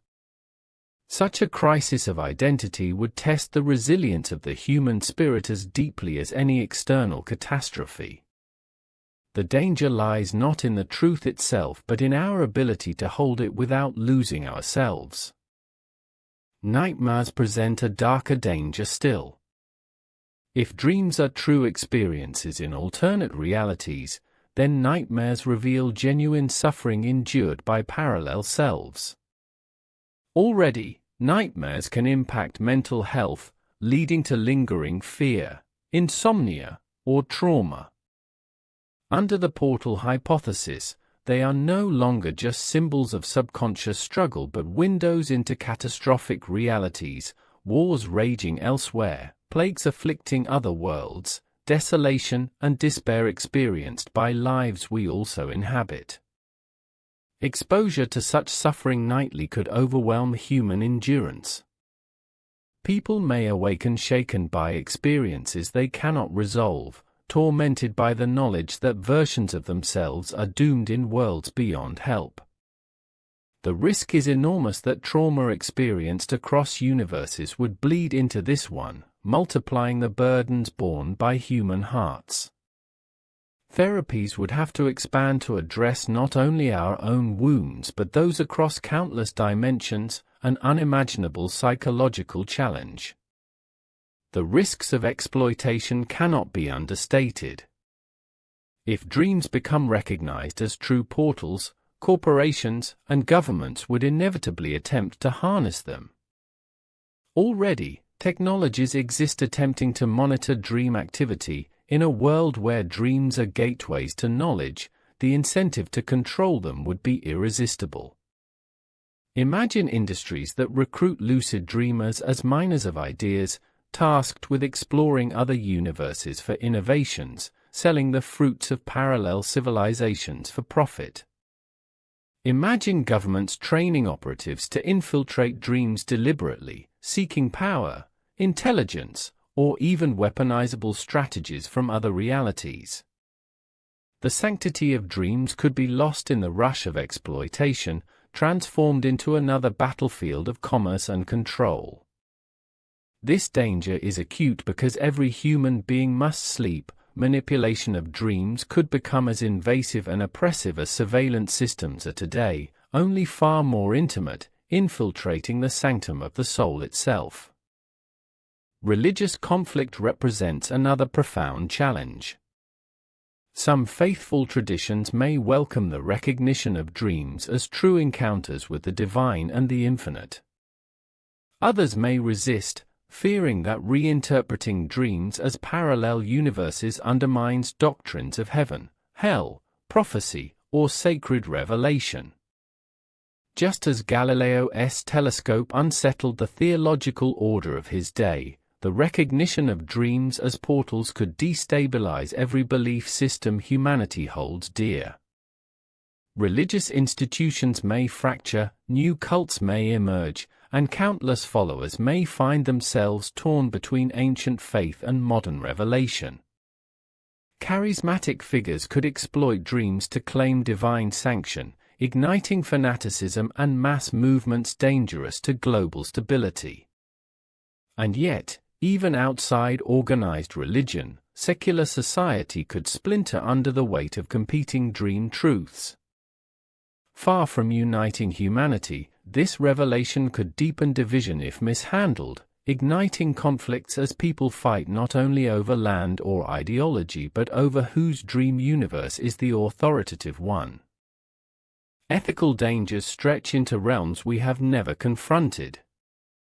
If dreams are real crossings, then the places we visit and the beings we encounter deserve recognition as sovereign and valid. But what responsibility do we carry toward these worlds? If we treat them as curiosities, as landscapes for entertainment or resources for exploitation, we could cause real harm to real lives. Imagine a lucid dreamer experimenting recklessly in another universe, altering lives as though they were disposable, never considering that to those beings, existence is as serious as our own. Humanity would need to rethink morality itself on a scale that includes not only our planet but countless parallel realms. If this ethical reckoning does not occur, we risk becoming colonizers of the multiverse, repeating all the patterns of exploitation that have scarred our history, only now magnified infinitely. There is also the risk of addiction. Dreams already captivate us. If recognized as real and accessible, the temptation to retreat permanently into them may grow stronger than society can bear. Why live in this imperfect world when you can nightly access universes of beauty, success, or fulfillment? People might abandon waking life, surrendering responsibility in favor of the infinite pleasures of dream existence. Already, some people chase virtual realities, drugs, and fantasies to escape waking pain. Dreams could become the ultimate escapism. Civilization itself might falter as citizens withdraw from consensus reality in favor of parallel ones experienced in sleep. Balancing the allure of infinite universes with the obligations of this one could prove one of humanity's gravest challenges. Another profound danger is epistemological. If every dream conveys truths from alternate universes, then how do we distinguish between universes? How do we determine which glimpses to trust, which visions to dismiss, which futures to follow? The human tendency to impose meaning could lead to misinterpretations with catastrophic consequences. A leader convinced by dream messages might steer nations into disastrous policies. A scientist too eager to believe their dream discoveries might misapply them, creating unintended consequences. Without rigorous methods to filter truth from illusion, the enormous potential of dream exploration could collapse into chaos, with humanity overwhelmed by contradictory claims and unstable narratives. Dreams, rather than guiding us, could drown us in noise. Danger extends beyond society into the very fabric of identity. If we regularly connect with our other selves through dreams, then we must confront the boundaries of individuality. What if the choices we make here harm our parallel selves elsewhere? What if two versions of ourselves come into direct conflict, their goals incompatible? Could we live with the guilt of decisions that protect us but doom others? Already in waking life, guilt is a powerful burden.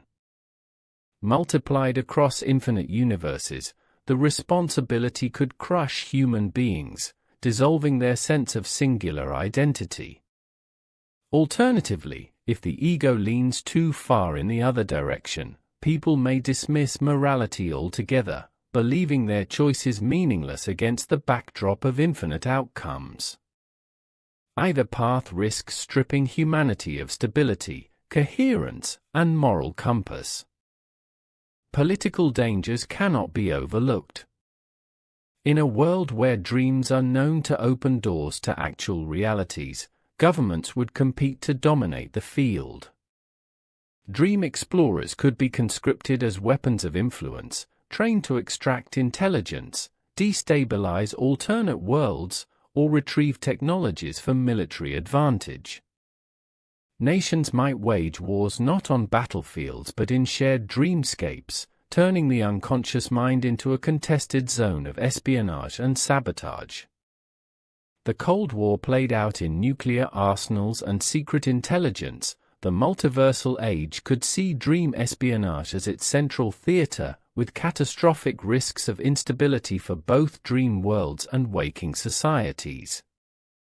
Power struggles would inevitably spill across dimensions, reshaping not only history but reality itself. Perhaps most chilling is the possibility that intrusion into alternate universes could provoke retaliation. If other worlds we touch through dreams are indeed populated by conscious beings as real as ourselves, then what happens when they realize they are observed, manipulated, or even exploited by dream travelers?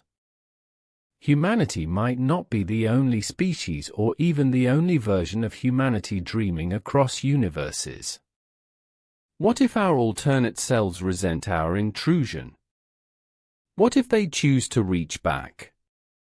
The line between dream and waking reality could blur not only from our side but from theirs. In such a scenario, humanity may not be explorers of the multiverse but trespassers vulnerable to consequences we cannot yet imagine. Dreams could cease to be sanctuary and instead become contested frontiers where danger follows us back into waking life. Perhaps the most fundamental danger of all is existential, the risk that humanity, overwhelmed by the enormity of infinite universes, loses all coherence of meaning. Reality itself could fracture beneath our feet, no longer grounded in consensus but splintered into countless truths. Culture thrives on shared stories, but if every dream is a true story of another world, how do we sustain common ground? The danger is not only division but dissolution, the collapse of meaning itself beneath the weight of infinite alternatives. Civilization depends on coherence. The challenge will be to expand without disintegrating, to embrace infinity without annihilating the human capacity for purpose. These risks and challenges are immense, equal to and perhaps greater than the opportunities dreams hold. They remind us that discovery is a double-edged gift. Fire warms and destroys, flight liberates and bombs, atomic energy powers and annihilates. Dreams as portals are no different. They could be the most extraordinary revelation in human history or the seed of our collapse. To approach them wisely is to recognize both their light and their shadow. Humanity will be tested not in its ability to dream, for that has always been with us, but in its ability to honor what the dreams reveal without succumbing to greed, fear, fragmentation, or despair. The challenge is not whether dreams are portals, it is whether a species as fragile and ambitious as ours can learn to walk the infinite corridors of existence without losing its soul. In the end, as we journey through all of the speculation, the testimonies, the science, the myth, and the mystery, we return to the simplest, most startling question: what if our every dream is not a shadow play of neurons but a doorway, an actual threshold we cross each night into realms where other versions of ourselves are already alive? To ask this question is to touch a possibility that stretches human imagination beyond its trembling edges. It is to stand, even if only in thought, at the threshold of infinity. All throughout history, humanity has searched outward for discovery. We built ships to cross oceans, telescopes to pierce the heavens, machines to cleave open the atom. Yet, perhaps, the grandest frontier has been with us always, quiet, silent, deeply intimate, hidden behind our closed eyes. Without rockets, without wings, without fuel, we voyage every night across realities, sometimes remembering, sometimes forgetting, always moving. The revelation that dreams could be portals would compel us to acknowledge that this most ordinary of human experiences may hold the most extraordinary of truths. And if this were to become accepted, truly accepted, the human story would never be the same again. The future that opens before us in this vision is both perilous and wondrous. It is a horizon that expands every night and returns every morning with fragments clutched in fragile memory. What if those fragments are the sand left on our feet from walking beaches on other worlds? What if the echoes of faces we cannot place are not illusions, but real kin encountered in parallel lives? What if déjà vu is not confusion but a whisper, telling us we have already crossed this moment elsewhere? If humanity embraces this possibility, then civilization itself may enter an age without precedent. The very boundaries of identity, time, death, society, and meaning will press outward like the skin of a balloon stretching to hold infinity. And within this stretching, we may discover not collapse but expansion, a future where human beings understand themselves not as isolated lives but as chords in a symphony of universes, singing endlessly in harmony and dissonance, echoing across dimensions we are only beginning to glimpse. Imagine a morning in such a future, centuries from today. A child wakes and recounts their dream of flying over crystalline forests beneath two suns. Their community does not dismiss it as fantasy, instead, they record it as one more testimony of a living world. A scientist wakes from a vivid dream of a device, sketches it down, and tests it not as inspiration, but as memory from another universe. Across the globe, families gather and share their nightly journeys, weaving them into shared archives, libraries of dream experiences stretching as vast as any archive of books. Leaders consult not only economic advisors, but dream councils, integrating the wisdom of alternate outcomes into the trembling decisions that guide nations. Religion adapts, expanding to embrace infinite heavens, infinite hells, infinite mysteries, each dreamscape another reflection of the Divine's infinite face. Art flourishes, bursting with impossible colors and impossible architectures brought faithfully into waking reality. And across the entire human network, people remember that they are each more than themselves, they are infinite, scattered across the entire multiverse, yet linked by one consciousness branching endlessly. But such a vision is not given freely. It comes with responsibility. For every opportunity in dreams lies equal danger. Humanity must wrestle with how to honor these portals. We must ask, how do we prevent exploitation? How do we navigate without arrogance? How do we balance the need to live this life fully, while acknowledging the weight of countless other lives echoing in parallel? The challenge is staggering. There will be temptations to retreat endlessly into dream universes, to abandon the waking world or to exploit alternate ones. There will be conflicts between belief systems, between governments, between individuals, all struggling to define what dream truths mean for identity and society. And there will be the profound, constant struggle within, to hold the infinite without losing our fragile, finite selves. And yet, perhaps it is precisely here that hope lies. Humanity has always thrived by facing challenges that seemed insurmountable. When the earth seemed flat and bounded, our ancestors dared to sail beyond sight of shore. When the heavens seemed immutable, we built instruments that proved our world circles a star. When life seemed bound by fate, we discovered evolution's vast creativity. Each time, we confronted fear, division, and conflict, but in time we adapted, and with adaptation came new horizons of wonder. Dreams as portals will be no different. If we are capable of reverence, humility, discipline, and creativity, then the multiverse open to us through sleep will become not our undoing but our awakening. The greatest transformation, perhaps, would be philosophical. We have long asked, what is the self? What is reality? What is the meaning of life? If dreams are doorways, then the self is both tiny and infinite, a fragile ripple and a vast ocean. Reality is no longer singular but layered. And meaning ceases to be confined to singular lives, expanding instead into an eternal tapestry of choices, paths, and identities. To live becomes not simply to walk a straight line from birth to death, but to participate in an infinite web of existence, where each life is one verse in a song too great to ever end.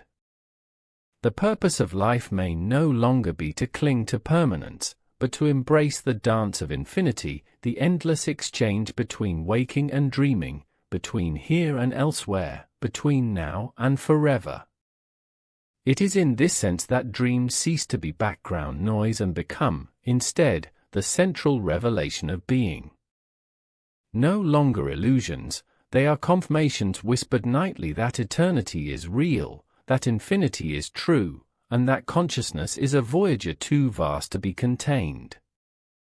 The simple act of sleeping becomes spiritual, scientific, cosmic, a reminder that every human being carries within themselves the key to infinite horizons.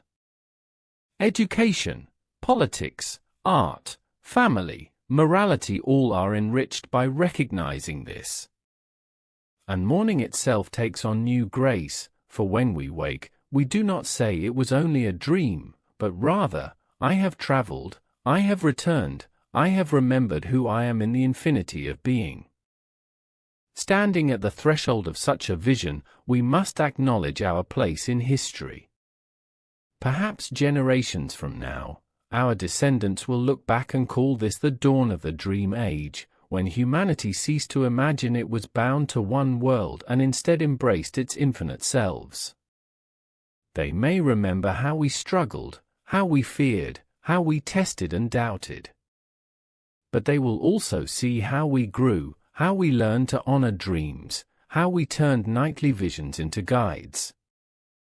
For them, the multiverse will not be speculation but lived truth. For them, death will not be feared as annihilation but welcomed as passage. For them, art will not be fiction but testimony, science not only about matter but about consciousness, society not about borders but about infinite connections. And so we arrive at the ultimate revelation that dreams may be trying to tell us that existence is not a locked cage but a living corridor, infinite doors stretching beyond comprehension, each of us carrying the key. Every night, we already turn that key, slip through those doors, and walk among infinite selves. The question is simply whether we are ready to awaken not from dreams, but to them. Ready to realize that the greatest mystery has never been hidden in the stars, but inside ourselves, waiting in the silence of sleep. If the day comes when humanity fully embraces this truth, then every night will no longer be viewed as unconsciousness, but as the daily crossing of the eternal bridge. We will know that we travel farther than any rocket, encounter more than any telescope, carry back treasures richer than any mine. And with that knowledge may come our deepest transformation, the recognition that we are infinite, eternal, woven through realities without end, and that even the smallest of us lives forever across the vast and dazzling ocean of being. Perhaps that is why dreams have always haunted us. Perhaps that is why they never let us go. Perhaps deep within, every human being already knows, when we close our eyes, we are not surrendering to nothing. We are going home.